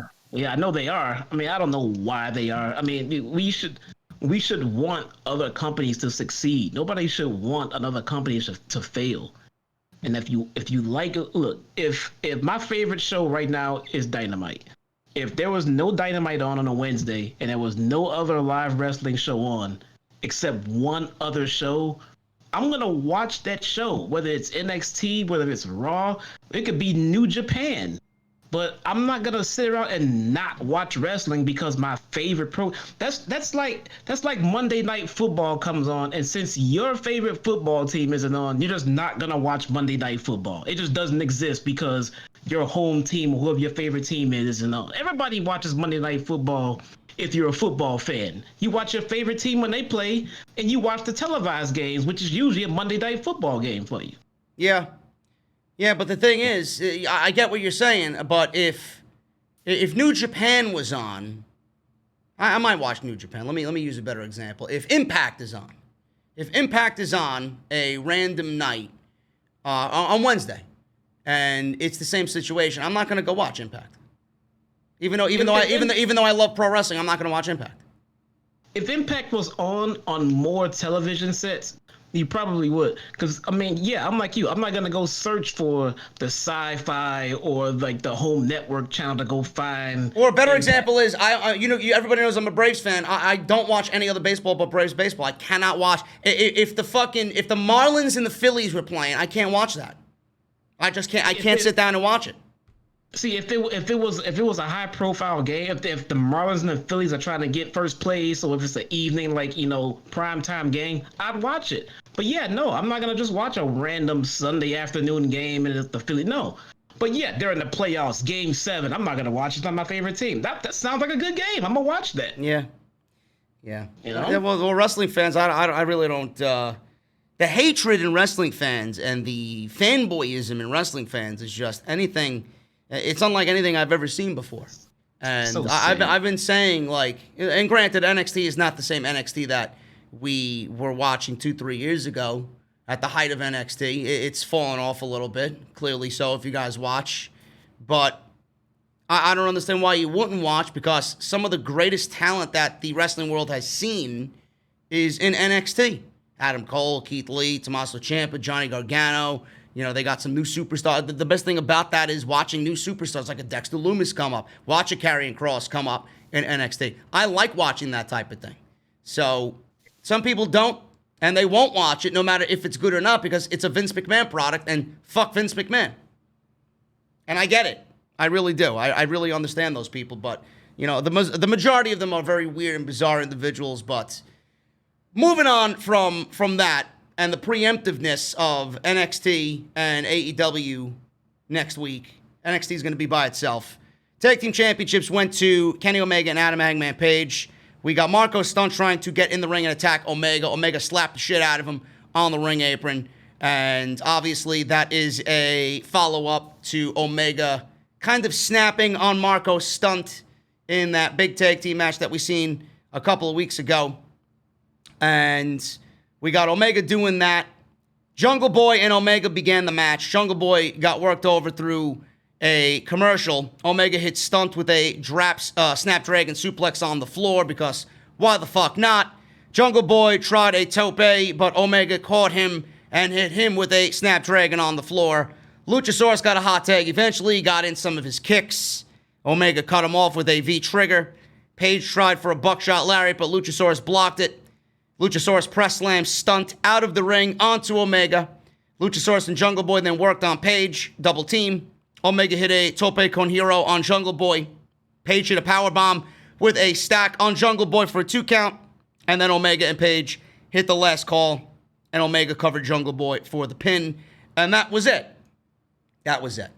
Nothing really special. Nothing really stood out there. By the numbers tag team match here for Omega and Adam Page. Do you feel, Jesse, I don't know if I was the only one who felt this. I really do feel, especially in this match and seeing that Omega and Page have literally done everything that they could with the tag team championships, you kind of know when you're nearing the end of something, and I feel like we're nearing the end of this title reign. Do you feel that way? I don't know why I felt this way during this match, but I did. Do you feel that same way about Paige and Omega? Not during the match. This run for sure. It's about time for it. It's time for them to do what I'm sure the purpose was, which was to get another tag team over. So clearly the company is in the position to start pushing any of 3 to 4 different tag teams right now straight to the top. So I think it's in a good spot to do just that. So yeah, they'll be dropping those titles soon. Very interesting tag team title situations. Very interesting in AEW right now. Looking forward to it. Speaking of tag teams and tag teams that are being pushed to the side right now, I forgot to mention, how could I? Santana and Ortiz, they are one of the best tag teams in the world as well, and they're not really doing much of anything. They're feuding with the Best Friends right now. Obviously, the Best Friends mom-mobile last week was destroyed and vandalized Grand Theft Auto style. And Santana and Ortiz this week, they took the gear out of the mom-mobile, and they had all of the Best Friends wrestling gear, suitcases. So they threw the suitcases into the shower, into the men's shower, and then they proceeded to pour bleach all over the Best Friends wrestling gear and luggage. Now, bleach is my favorite beverage on Monday nights while I'm watching Raw because it's just a terrible program. But here they poured all of that all over the Best Friends luggage, and we have ourselves a feud over wrestling gear and destroying the mom-mobile. And I guess because neither team, they're good at what they do, neither team has anything else going on for it. What do you think of this feud, Jesse? And Santana and Ortiz certainly have to come out on top here, correct? I gotta tell you, I'm not very happy with the lack of respect or tone in your voice when you refer to Trent's mom's van. The mom-mobile? Man, do you see who does that to somebody's mom's van, dude? I don't know. Savages, I tell you. Savages do. Where was the rage when all this happened? Where was the online backlash? You know what? Why are you showing so much fire for this and the fact that Britt Baker's not on the show? I can't hear you. My mic's not working. Who? What? My mic's not working. You're coming in loud and clear. Where's this anger because Britt Baker's not on the show? You worried about the mom-mobile, really? I'm getting all these tweets and DMs about Britt being my role model. The greatest of all time. My role Number model, 23. My role model is Bayley. Those straps. Bayley. That's my role model. Bayley's, listen, Bayley is very good, but she's no Britt Baker. She's no Pam. Britt Baker. Forget Brittany. Pam is no Britt Baker, baby. Oh, go. Okay? God. Britt Baker is the GOAT. Put the GOAT in the chat, folks, if you think Britt Baker is the GOAT. Bayley Give me a GOAT emoji for Jesse. Moving on. Bayley can bury Baker in her sleep. Moving on. Please. We got tag team appreciation night. We got the Young Bucks, Arn Anderson, Tully Blanchard, FTR, and the Rock and Roll Express in the ring. So we got a segment happening here with all three, I guess you could say these 3 teams. We got 1 team, 2 team, 4 teams. I can't even fucking count. Matt said everyone surely is enjoying tag team appreciation night. And Matt said that the Rock and Roll Express are the original Young Bucks. I could see that. I could definitely see that. He said that they innovated the style he and his brother use to this day. He brought Sean and Marty and Matt and Jeff. He said they brought them there to thank them and said that they would not be here without them. They shook hands. Ricky Morton willingly took the microphone. There's a lot of goats in the chat. Thank you, chat. Dax jumped in and said he's a big mark for the Rock and Roll Express. Said everybody in the ring and in the back gets to make a living because of them. They applauded them.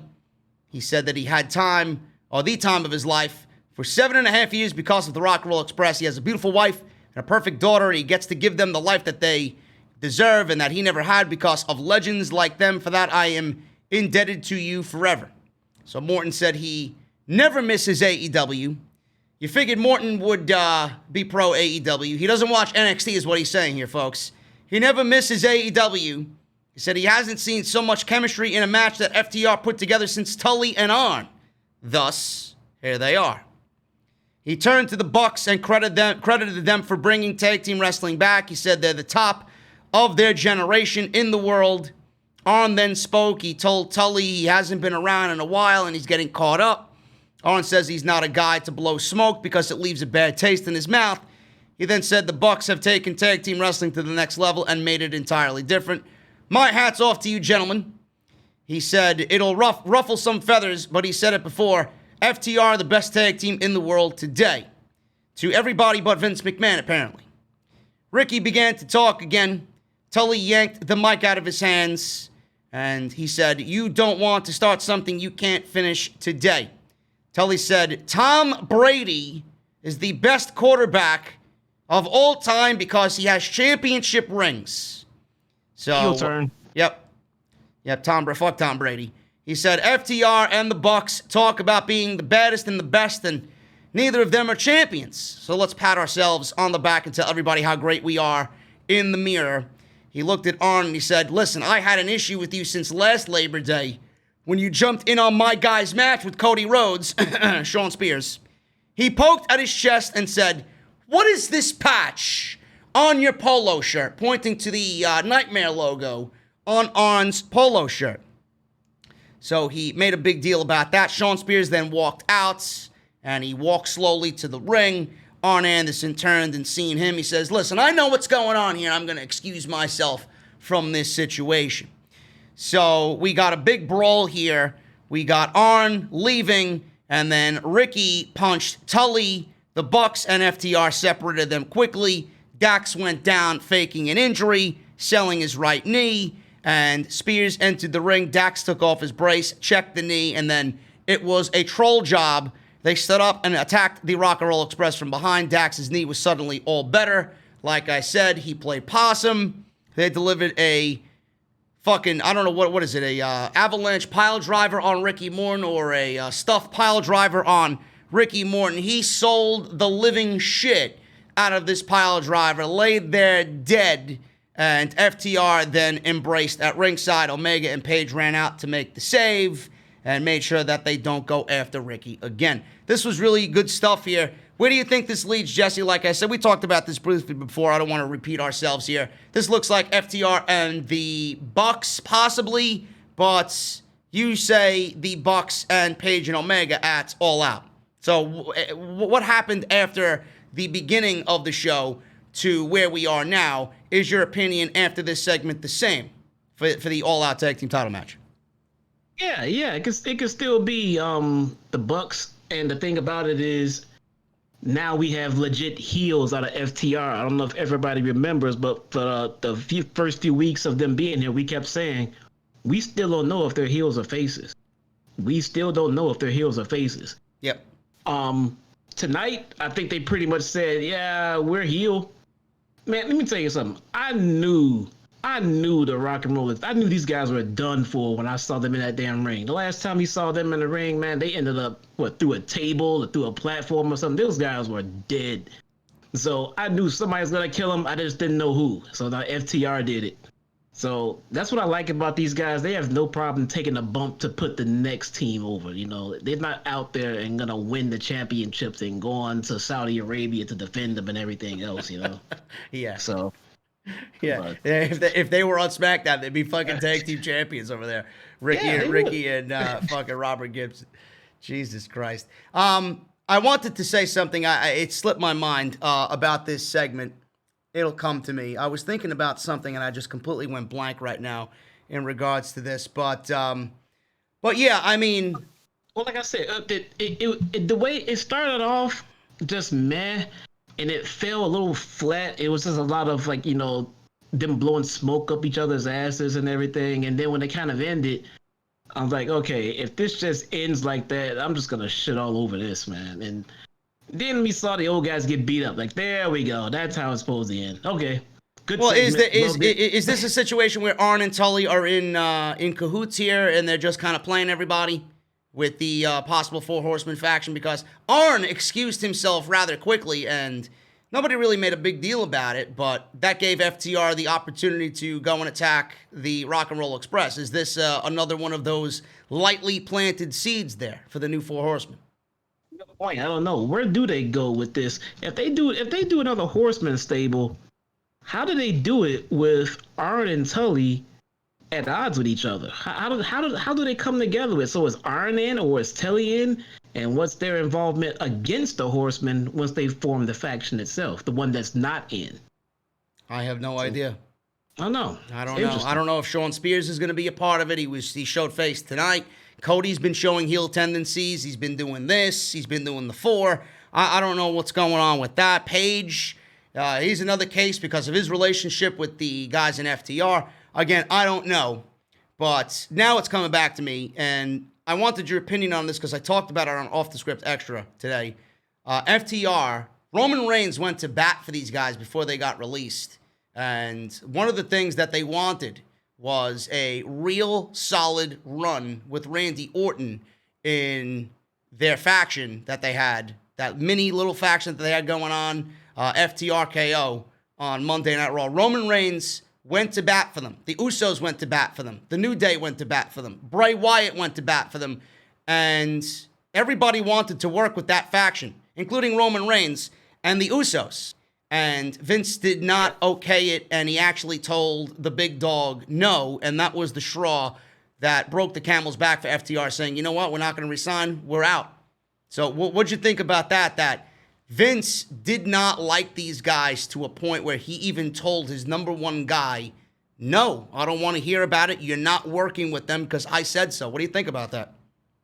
I don't think it's Vince didn't like the guys. I mean, if, you know, the rumors, not even just rumors from what FTR has told us themselves, Vince offered these guys a lot of money. So he's not going to offer these guys as much money as we are hearing that he offered them because he didn't like them.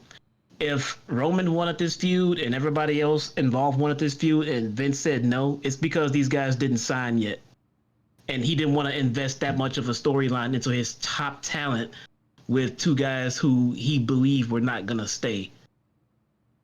So I truly believe that's because he's been trying to sign the Revival for a long time and they kept dodging it.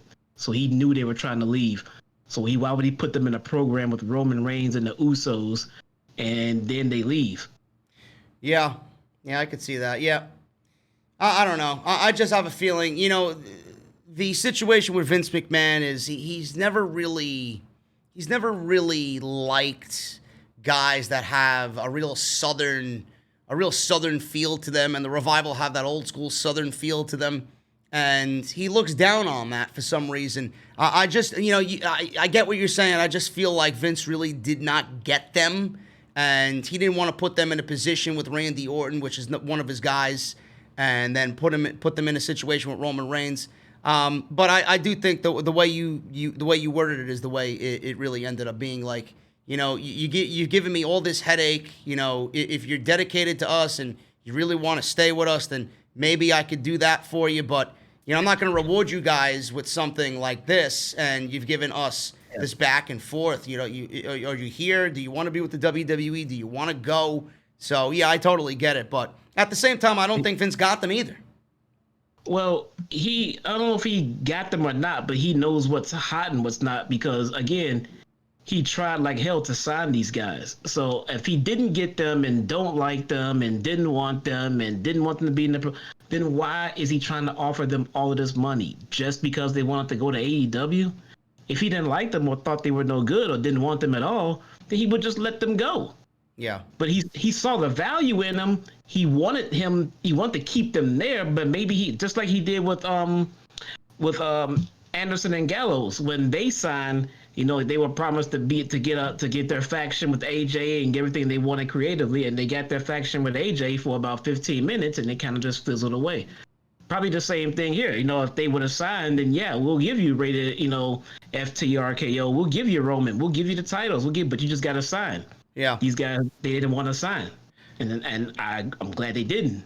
Yeah, I'm glad that they didn't sign either because now they have a possible big moment here coming with a revival of the Four Horsemen in AEW, which is going to be a big moment. And Dave Meltzer talked about some big moments that AEW might be holding off because of the COVID-19 situation. And Meltzer actually talked about this on The Observer, that some situations in AEW may be held off until they actually have a real clear-cut plan as to when fans are going to be back in attendance. And it's unclear what AEW is going to do with All Out. We got Jon Moxley and MJF. Everyone's calling for MJF to win the World Championship. That's the other big thing. And then, like I mentioned, the Four Horsemen possibly being reformed in AEW. Meltzer says, and I quote, "They don't want to peak somebody or something when there's no crowd.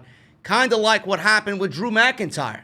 Nothing against WWE because they had no choice. Lesnar was leaving and everything that they had to do, they had to do. We all know if Drew McIntyre would have done it in front of 70,000 people, then it would have been very different than him doing it in front of 0 people inside an empty performance center. Same thing can be said for AEW with their plans moving forward. Some things really need to get that giant pop, and you can't get that giant pop in this situation, so it's best to save them." So he goes on to end, but the problem is that what if we were like this for another year? He ends this quote. And I got to ask you, Jesse, do you hold off on these things, or do you go full-fledged and just continue booking the television as if there were actual fans in attendance? Do you get a Four Horsemen, or do you wait? Do you wait on MJF winning the championship in front of an empty crowd, or do you wait for fans? Like, what do you do in this situation? Do they do it, or do they wait? Some things, if you can wait, I would wait. If you can wait, I would wait. Meaning, you got to kind of gauge and see what it's looking like. I mean, you see they had friends and family and a little bit of a section of quote unquote fans, so they're trying to take the small steps. So if you see that a step like this worked and you're allowed to make that kind of step again the following week, maybe expand a little bit, maybe you can kind of see the direction where the crowds are going. Okay, it looks like we'll be getting somewhat of a crowd at some point at this point, so let's go ahead with the plans and try to get them in front of a crowd. But if you legitimately have, some kind of evidence or some kind of proof that says we're not going to be getting back to live crowds for over a year, then you got to proceed with plans as is and just got to wait and re-gauge and come up with another big pop and another big moment. You just can't wait a year for a big payoff, and then that year, that payoff could mean nothing. Yeah. It could have fizzled out. It could have went away. You don't know. So you got to kind of gauge it on what you got versus what's coming up versus what you believe is going to happen. And as far as MJF, look, we just talked about Bray Wyatt not being the same. Bray Wyatt was not the same since Hell in a Cell, when he should have won and didn't. You book MJF in this match, he needs to win. I don't think they're going to make that mistake. This guy, if you put him in the match, he needs to win the title. Yeah. That's just that. Yeah, absolutely. Moving on with the rest of the show, guys, we got Marvez and him interviewing Mike Chioda. Marvez interviewed Mike Chioda, congratulated him on his AEW debut. Chris Jericho walked in and said they've been around the world together, called him Kiki, and he said he had a lot of great times with Chioda. He said he saved his job a couple of years ago when he made a call. He asked if he remembers that. Chioda nodded. And then Jericho said he wants him to referee the match later and make sure you do the right thing. So Chioda said he's going to do the right thing. He's going to call it right down the middle. And Jericho sounded kind of a little taken aback by this situation. He said, just do the right thing. Do the right thing there, Mr. Chioda. We go from that to Sammy G. He was on the stage during a split-screen commercial break, held up his cue cards. He said to Matt Hardy, "What's wrong? Can't get me out of your head. Oh, well, enjoy your night off." Gotta love Sammy. Apparently, AEW management was upset with Sammy and the obvious spot that was not supposed to be last week with Matt Hardy being busted open. Apparently, Sammy grabbed the wrong chair. I was reading some articles saying that management spoke to him sternly about what had happened, but Sammy Guevara was not in any more trouble than he was already in after that situation. So Sammy and Matt Hardy more than likely at All Out. Hikaru Shida versus Heather Monroe. Let me ask you a question, though. Yeah. If you're out there with no live crowd and there's a limited number of people at ringside, why do you put just one gimmick chair out there to be the wrong one to get grabbed? I don't know. It's a good question. It's a good question. I don't know. I don't have the answer to that. Put 3, 4, 5 of them out there. I don't know, bro. Listen, whatever happened to Matt Hardy was a terrible situation. It was scary. Nobody wants to be hit in the face with a fucking back end of a steel chair. But if we're gonna be honest with each other, Matt Hardy has had a lot worse done to him than what happened with Sammy Guevara. Dude, Matt Hardy is not worried about that fucking chair. No, he's not. No, he is not. I'm pretty sure he forgave him before he even got halfway through Gorilla. I'm sure Matt Hardy was looking back at that segment and said, man, that looked good. Yeah. Matt Hardy cut a promo on Sammy at his house on YouTube. Man, Matt Hardy's loving this shit right now. But how could he? How could Sammy do that? He needs to be fired. Yeah. This is social media. Matt Hardy's a fucking pro, man. And he's here to help guys like Sammy. He wants Sammy to succeed in this business. So, but here's the thing. Remember when Cody got smashed by Spears with the chair? Yeah. What'd they say? They said it was the wrong chair. Why do they keep putting one gimmick chair out there? Was it the wrong chair, or did Cody just kind of walk into that and actually ask to be hit with the steel chair? You know, or was it Sean Spears that he swung it the wrong way? You know, they said the Bucks said the reason is they he didn't grab the gimmick chair. Oh, give me a break. That was the reason. What does a gimmick chair feel like? What is the texture of a fucking gimmick chair? Is it made out of styrofoam? Is it made of plastic? It's a plastic chair, but looks like a steel chair. Whatever the damage is probably less than the number of stitches in staples than Cody and Matt Hardy get. So. Well, he's truly unkillable then, isn't he? Yeah, I guess so. What I wish they kill is this fucking women's segment on this show. I mean, it's a fucking waste of time. Hikaru Shida and Heather Monroe, 2-minute tap out. Shivani interviewed Shida after the match was over. She said, "Bring on the challengers." Who? Who is there? Who does Shida get at All Out? It's gonna be Britt. Britt's busy with Big Swole. It's gonna be Britt. And now, don't worry, Britt Baker's gonna extract some molars from Big Swole. She got a big molar waiting to just be pulled out, and then she's gonna win the championship. And now, after watching that tournament, I now know that there is a little Swole. Who was that? Nicole Savoy, wasn't it? Right? Guess so. I don't know. I've never seen her before. The tournament sucks. But she was not good either. She was in the Mae Young Classic too. Was she? Yeah. Who was she there? Who did she wrestle? I have no idea. No. What was her name? What was her name? Nicole Savoy. That's right. She was there. That's right. That's right. I remember her now. Yeah. She still wasn't good. No, I don't remember it. I don't remember it in the classic, but no, she wasn't good in the tournament the other day. No.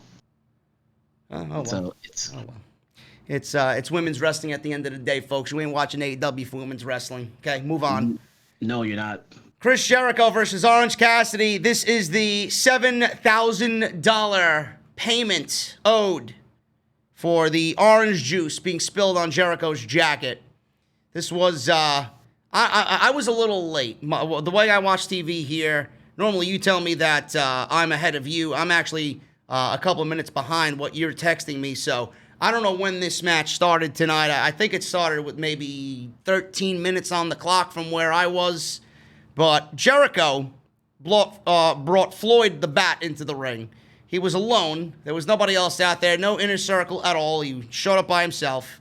So we have the match starting. Kyota's the referee. Kyoto said he would play it right down the middle. Cassidy opened up against Jericho, really with a barrage of punches. He took it to the ringside, back in the ring. Jericho caught him with a boot. They go to a commercial break. Jericho was in control for the commercial break. We're back from break. Cassidy's taking a beating. Then he makes a big comeback. Big super kick. Ross said he was playing possum. Shivani said then he wrestled with purpose, and when he does, he's as good as anybody. Cassidy landed a top rope crossbody, which looked beautiful for a 2 count. Jericho caught Cassidy flying at him and applied a Boston Crab. Jericho then caught Cassidy with a code breaker a minute later for a 2 count. Jericho grabbed Floyd the Bat. Kyoto told him to put it down. Jericho told Kyoto to do the right thing, and Kyoto was about to turn away and let Jericho do whatever he had to do. But then he thought differently and yanked the bat out of Jericho's hands. Cassidy rolled up Jericho for a near fall. He followed with a Michinoku driver for a near fall. Cassidy then fired up, landed the Superman punch, which he's now calling the Orange Punch. And Santana and Ortiz ran down with the best friends brawling out of nowhere on the stage. Jake Hager ran out because Kyoto was tied up with that distraction with the two teams fighting on the stage. Jake Hager ran around the ring, got into the ring, and gave Orange Cassidy a huge power slam. So that was that. Jericho rolled on top of Cassidy. Cassidy kicked out. Jericho then kicked Cassidy with a kick. Cassidy ducked a Judas effect, rolled up Jericho with a mousetrap pin for the win. And then Dynamite just ran off the air like they fucking stole your grandmother's lunch money. That's it. Yeah, I thought about that. It looks like they legit ran short on time and they were rushed to go home, and that's why we got that weird roll up ending. Yeah, I don't think they got to do the planned go home spots. Yeah, which is a problem to me. I never seen in all my years of wrestling and all my fucking looking up on moves and whatnot just to incorporate into my commentary when I do a commentary for Hog. I'd never heard of a mousetrap roll-up, but we got a mousetrap roll-up here for the fucking win, and Dynamite ran off the air like they were running a fucking marathon, and that was it.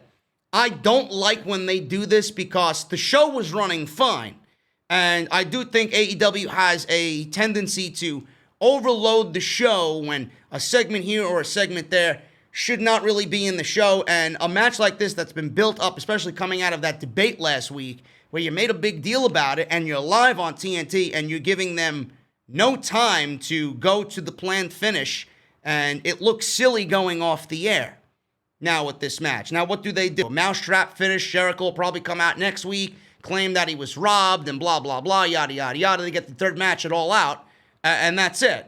But I did not like the way this ended. I'm not sure what was going on there, whether it was a real mousetrap pin and they just rushed to the end because they had no time, or it was a side Russian leg sweep botched by Jericho, and they just went to a pin because it was a Russian leg sweep botched. I don't know. So we got the match. The match was fine. I actually enjoyed the first match better than the second match, but I was just very disappointed by this. I don't know what you thought. Yeah, I thought the match was fine. I mean, this is one of those things where, yeah, the ending and the go home segment can ruin the whole match for somebody. I mean, I can see that. Yeah. I mean, but what do you do? See, I've never produced a live television show. What do you do when you're out of time? I mean, because at first I'm thinking like, well, you just go along with the planned ending and you just tell your fans, hey, we're out of time, we gotta go, leave them cliffhanging and post the rest on YouTube or on social media or something. But from my understanding, you kind of want to help the lead into your next movie or TV show because you're a part of the TNT team. You want to help with the ratings on the back end and everything else. So you don't want to tell your fans, hey, don't watch the next show. Go to, YouTube and finish this match. They're supposed to help the lead in. So what they should have done is not give Shida a match tonight, because who gives a shit? I love Shida. She's the women's champion, yes, but she didn't need to be on the show tonight. I think everybody kind of knows that Shida's the women's champion, but you really don't have much going on for her right now. So you save the 2 minutes of the entrance that you have for Shida. You save the 2 minutes of the match. That's 4 minutes right there. And then you save the 30 seconds, 45 seconds, whatever the fuck it was, with Tony Schiavone interviewing her at the end of the match, and give those 5 minutes to Jericho and Cassidy to finish up. Instead of going 16 minutes, they should have went 21, 22 minutes. I don't understand why you got to give us that when you got a big main event that should be your priority, and that ending for the ending of the show going into next week's show is pretty big, especially if Cassidy's getting the win. It kind of diminishes, in my eyes, the win for Cassidy, because he got the pin on Jericho, and then goodbye. See you later. Yeah, I don't know about 86 and Shida, though. I mean, because she is the champion, and you need to profile her and show her, especially going into 30 seconds in the back. What do you think about All Out? Who do you want at All Out? Bring on all challenges. All right, 10 seconds. There you go. Yeah, exactly. I mean, yeah, that's what I was gonna say. I think she needed to be on the show, but the match was pointless. We didn't need that match. Yeah. No. All right, guys, that is the Dynamite review. We're going to go over some of these super chats here. So if you have come for the review portion is over. And if you want to stay for the super chats, then thumbs up before you go, please. There you go. So he said it and I didn't. Drop the thumbs up. And if you guys have come for the review section is over. If you want to stay and listen to the super chats and hang out for a little bit for another 10 minutes or so, then by all means, stay and hang out. Popo Jr. with, Daniel Easterday is no, bro, your streak is over. Daniel Easterday, your streak is over. You're not number one today, bro. Popo Jr. beat you. Look at this. You got to start a new fucking streak here. Popo Jr., number one super chat here tonight. $5. What up, my brothers? Like the new TNT title. Glad to see Mike Chioda back on TV. You think Dynamite is going to be stacked going up against TakeOver? Well, I don't think it's going to be stacked like a TakeOver, but AEW is not going to draw a bigger crowd away from TakeOver, and they're going to do whatever they got to do to just continue weekly television. Cody versus Brody Lee is a big match, but I don't think it's going to rival anything on TakeOver's night. So it is what it is, man. I'm not expecting anything major to come out of that show, just simply because it is on that Saturday, and that is TakeOver SummerSlam weekend. Daniel Easterday, $2. Welcome back, Jesse. Happy for Mike Chioda. Thank you so much, brother. And I'm sure Jesse is happy to be back here. T-Dog, £5 super chat. Says nothing. Thank you, man. Gregory Benson, how could I fucking forget this one, man? Jesus Christ, a $99.99 super chat. JD, could I get some brother love from you and Jesse for this absolute beast of a 100 bomb? So you want me to do a brother love? I will do a brother love for you, bro. I love you. There you go. I wish Bruce... say again? Your mic cut out. You get too much of a pitch going there. I got too much of a pitch. I got to do it again? Yeah, man. You got to do it again. Your mic cut out, man. Did you guys in the chat hear the brother love, or do I got to do it again? Let me know. I'll go on to the super chat, and then I'll cycle back here. Heel Swerve 90. We got $1. He says nothing. JP 5150. JD AEW was captivating as hell. Looking forward to OTS Live while enjoying my favorite Oma Gang. Three Philosophers Wine Barrel. Man, that's a good one. Today I had Three Philosophers Blueberry Three Philosophers aged in bourbon barrels for 90 days. You got to do it again. Okay. Let me, you heard it? I'll do it again. He gave a fucking $100 super chat. Let me see. I love you. Was that better? All right, that's a little bit better. All Only one cut out on All right, there you go. There you go. I got the gain too high on my fucking microphone. It is what it is. There you go. Yeah, man, I had a Blueberry Three Philosophers aged in bourbon barrels for 6 months, I believe it was. Not 90 days, 6 months. So, yes, thank you so much, man. Dr. Glorious Records, a $10 Canadian super chat. Yes, you heard it. The mic is not off, clowns. I'm not doing it again. I got recordings to do tomorrow. Okay? Can't blow my voice out doing fucking Bruce Pritchard. Dr. Glorious Records, do you think AEW should have a Wrestler of the Month for male and female competitors just like other sports and build a storyline on that title to get wrestlers over? No. I mean, if they want to do something on their YouTube channel, they could certainly do that. Maybe incorporate it into Dark, because I don't watch Dark. I don't give a shit who the Wrestler of the Month is. I think us AEW fans know who the Wrestler of the Month is or who is the best thing on AEW right now. I don't think we need to visually see it. But what I do wish that they would do is go over the standings every single week on Dynamite. I really wish they would do that. Give us a glimpse of the rankings and who's in the heavyweight, who's in the TNT Championship, and who's in the tag team, the women's, etc., and just kind of glance over that on the actual show. But they don't do that. They save it for the internet. So I just think that would add a lot to the overall vibe of the show. Eugene 97 999 super chat. Looks like Jericho's jacket is going to be staying freshly squeezed. It's my boy's birthday, JD. If you don't mind wishing him a happy birthday, DeAndre, you goon. Happy birthday, man. Hope you had a good one. I don't know if you're old enough to drink, but whatever you're doing, I hope you enjoyed it and had a cold beverage, because cold beverages are always good on your birthdays. Marty Bison, $4.99, dropping some funds for my favorite podcast, OTS. Thank you so much, man. CC Steven, $10 super chat. Hi, JD and Jesse. Love AEW, but I'm disappointed. Don't do the match until you're ready to crown Scorpio. Also, don't forget, JD, you were waiting for Jesse to discuss my question about Tessa. Love you guys. I don't remember what the question is. Who was that from? CC Steven. CC, put your question about Tessa in the chat right now. We'll go over it right now.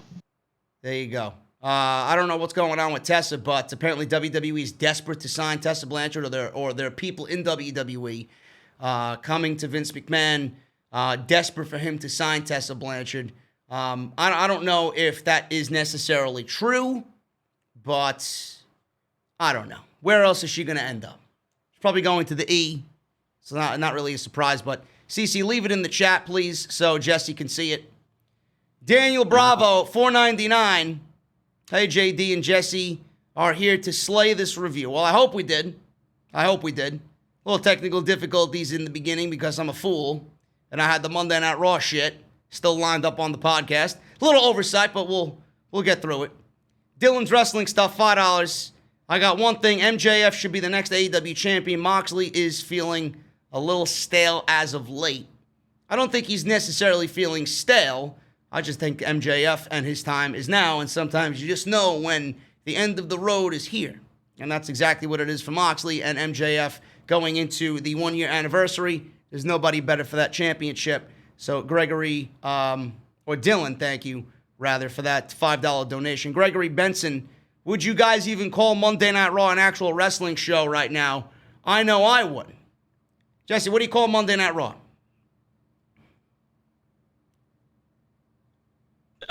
Lack of entertainment. There you go. Lack of entertainment. Not sports entertainment. Lack of entertainment. Boring. Bleach. I wish Santana and Ortiz would give me some of the bleach. Save it for Monday night. Elite Takeover, PS4, $2. This ain't Monday, LOL. But what's up, JD and Jesse? Damn right it ain't Monday. Fuck Monday. We got CC's question in here. Oh, you got it? What does he say? I asked you, you would fault Tony Khan if he didn't sign Tessa due to her controversial issues. They need her, but I would be skeptical. So would you fault Tony Khan if he did not sign Tessa Blanchard? I'll let you take this one. I think more people will fault him for signing Tessa Blanchard right now, especially because we see how PC and everything Tony is. I mean, he's suspending his top talents, for things that they did, years ago. I can't see him actively going out and picking up the most controversial female wrestler in the indies right now just because his division needs her. I think he'd be more concerned about the politics on it, and not only that, the feelings and the belief of the rest of his female talent backstage, who all came to AEW for a fresh chance and a fresh shot and to try to get recognized, and then he brings in someone who's known as a bully to the female locker room. I don't think it'd be the best environment. So I don't think he's going to go after her at all. You know who I fault Tony Khan for not signing? Deonna Purrazzo.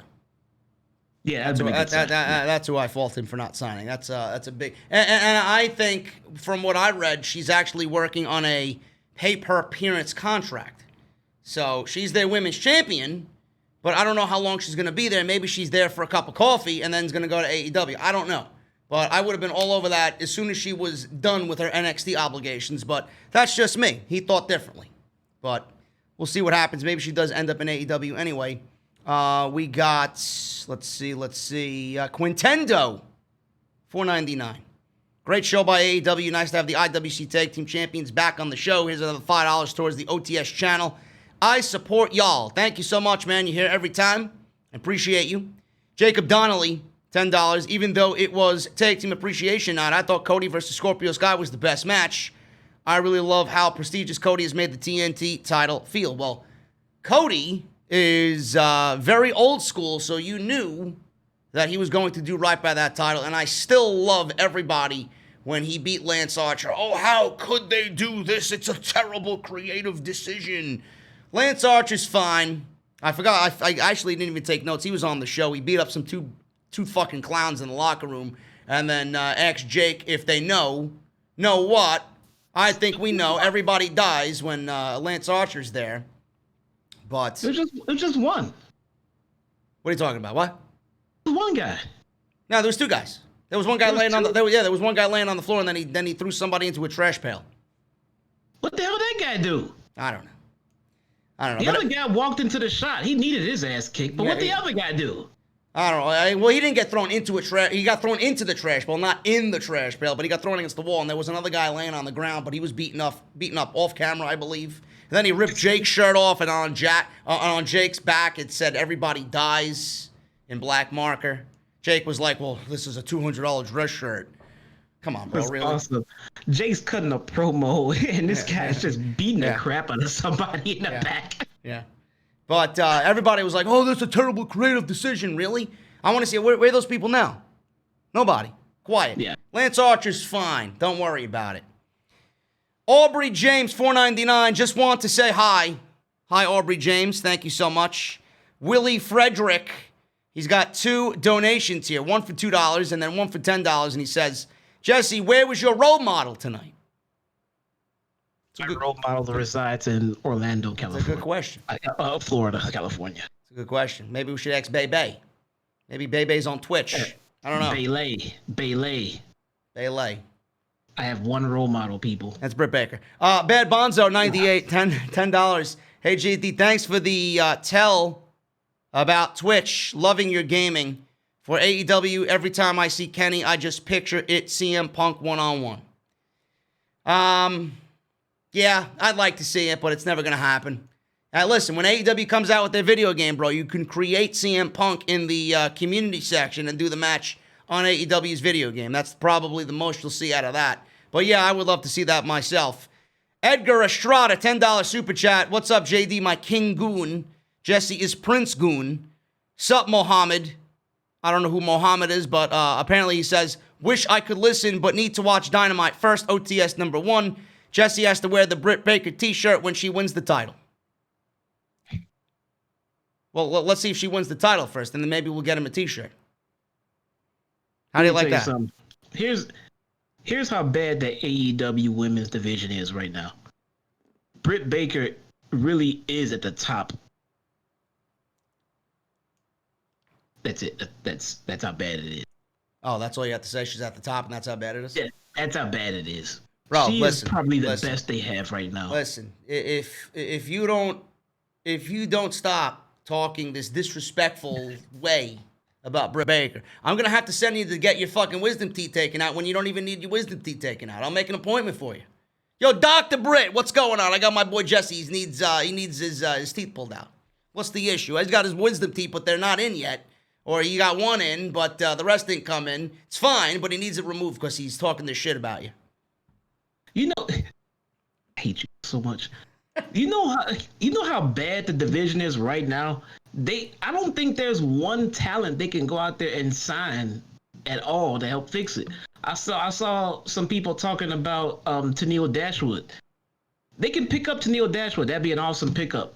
But think about it. If they pick up somebody great and just put him in this division, that person is just gonna not be anything important because who is she facing? I don't know. Who is she up against? They need quite a few people, and they got to start booking other people a little bit. They need a lot of help over in this division. The women's division needs a complete reset. I don't give a shit what Kenny says on social media. I don't give a shit who's booking it, who's in charge. It needs a complete reset. Completely. It does. That's it. We got Dr. Glorious Records with another $5 Canadian. I won't be surprised if WWE starts comparing Tozawa's ninjas to the Dark Order by calling themselves and calling the ninjas by numbers. Bro, the ninjas shouldn't even be on TV. I don't know who has an infatuation with ninjas in WWE, but I can assume it's Bruce. Maybe he watched ninja comedy and just fucking want the ninjas on the show for some reason. Imagine being Bruce Pritchard and your first order of business on Monday Night Raw is to give us ninjas. I don't understand it. The ninjas weren't there when Heyman was there. Were they? I don't think they were there when Heyman was there, right? No. Okay, there you go. Maybe I was losing my mind. What the fuck do I know? I barely pay attention to Monday night. I'm barely alive for that 3 hours. We got Oso T. Vasquez with the $400 bomb. Again, thank you so much, brother. I will reply to you at some point this evening when I'm done. We got Inverted, $50. What's up, brother? Coming over from the Twitch. It's things like that that gives me faith in humanity. Spread the love. You two keep up the good work. I'm assuming Inverted was talking about Oso's $400 bomb. But Inverted, thank you, brother. Thank you so much, man. Big support coming from him as always. We got Willie with a $10 bomb. Love the show. Keep it up. AEW, AEW. He says, Mike Williams, $10. Keep up the good work with this podcast. Thank you guys very much. Willie, again, with another $5. 400 bomb. Damn, congratulations, JD. Don't congratulate me. This is a family and a community over here, and our buddy also wanted to just express himself, and we are grateful for him here tonight on the podcast. We got, moving on from Willie Sways. What's up, brother? Long time no speak. We got a New Zealand 349 super chat. Not a fan of Orange Cassidy Jericho feud. Debate was fire, though. The feud's fine. I just wasn't too keen on the match tonight. I enjoyed the first one more. We got this one here. This one comes from Dried Chicken Without Flavor. $2 super chat. Quite the name there, man. I'm giving up on the AEW women's division. Oh, so you know how it is to give up on something. I gave up on Monday Night Raw fucking 10 years ago. So we're in the same boat, bro. Nice to meet you. Jacob Donnelly, $10. Do you think Eddie Kingston should be paired with Santana and Ortiz now that he's been signed? Them reuniting could be cool, and it could bring out the more badass side we know that they have. I don't know, that's a good booking situation there, man. Jesse, what do you think about that? Pairing Eddie Kingston with Santana and Ortiz and bringing them back to their LAX days. I wasn't familiar with him. Was he in LAX? I don't think so, but they're all from New York. That's the thing. That's the similarity there. Oh, okay. Then no. No. I mean, look, there's nothing wrong with the idea, but Eddie Kingston seems like he just has so much to offer in the singles division. There's no need to lump him in a division where it's already overcrowded. So no. We got Jonas with a $50 donation from SEK. I don't know what currency that is, but thank you so much, man. $5 apparently it is. Jesse, I can't wait for your fan greet and meet with your role model, Britt Baker, Dr. Britt Baker, DMD. It will be A-OK. And then he gives 4 fire emojis. There you go, bro. $5 going to the Britt Baker Fund. SEK currency is Swedish. Ah, there you go. So look, even Sweden knows that Britt Baker is the best. And how much was the donation? $5. Oh, wow. This guy really hates you. Yeah. Well, thank you, Jonas. I appreciate it. Jesse appreciates it as well. He does. CC Steven, $10. Hi, JD. This is for Jesse. I have to respectfully disagree with you. I'm not watching NXT because I will not support a company that does the type of things WWE does to other people. Personal preference. There you go. CC Steven just said that he does not watch NXT because I will not support a company that does these types of things that WWE does to other people. Even though it may be a good show, he won't watch. Nobody likes it, and I agree. But I don't know how old you are, or how far you go back, but don't forget how when we had WWF versus WCW and everybody either hated or loved one or the other, and then we lost WCW, they lost the war, it went away. Look at the quality of our WWF product since the day WCW went away. So competition is always good for the fans. Keep that in mind. Gerald Bryant with a $5 super chat. Hey guys, do you see a triple threat match for the AEW tag team titles? I was thinking about that. I could see that happening, but I don't think that's the way they'll go. Maybe. Who knows? How about MJF as the leader of the New Horseman faction? No. MJF needs to be on his own with Wardlow only. And I think Jesse agrees with that. Yes. Your boy Chris, $9.99. What's up, JD, my brother? Today is my 28th birthday. Can you call me a, what does he say? Call me a Vince Russo impersonation for my birthday. Love you, bro. You want me to wish you a happy birthday in the Vince Russo voice, bro. AEW Dynamite sucks, bro. NXT, Vince McMahon, I made The Rock, bro. Vince McMahon doesn't know what he's doing, Drew McIntyre. They're doing it all wrong, bro. Chris, happy birthday. Willie Frederick, $10 super chat. JD, I bet you miss your role model tonight. My role model is Sasha Banks. I don't know about that, but Jesse's I know is Britt Baker. Moving on, Cal L, $5. Your role model, I sent you a tweet with your role model the other day. Eva Marie Who? has her own show. Eva Marie? Oh, Who's that? Yeah. Yeah. Is that the buddy. newest porn star in the industry? Who's that? She's like a trainer now. She has more experience. She knows. Maybe it's you that don't know what you're doing. You think about that? Eva Marie knows what she's doing. Eva Marie. Okay. Just say it. Now you can move These, Eva and Marie are two words that are banished in my vocabulary. Moving on. Cal L, $5 super chat. JD and Jesse are the shit. Thank you so much, man.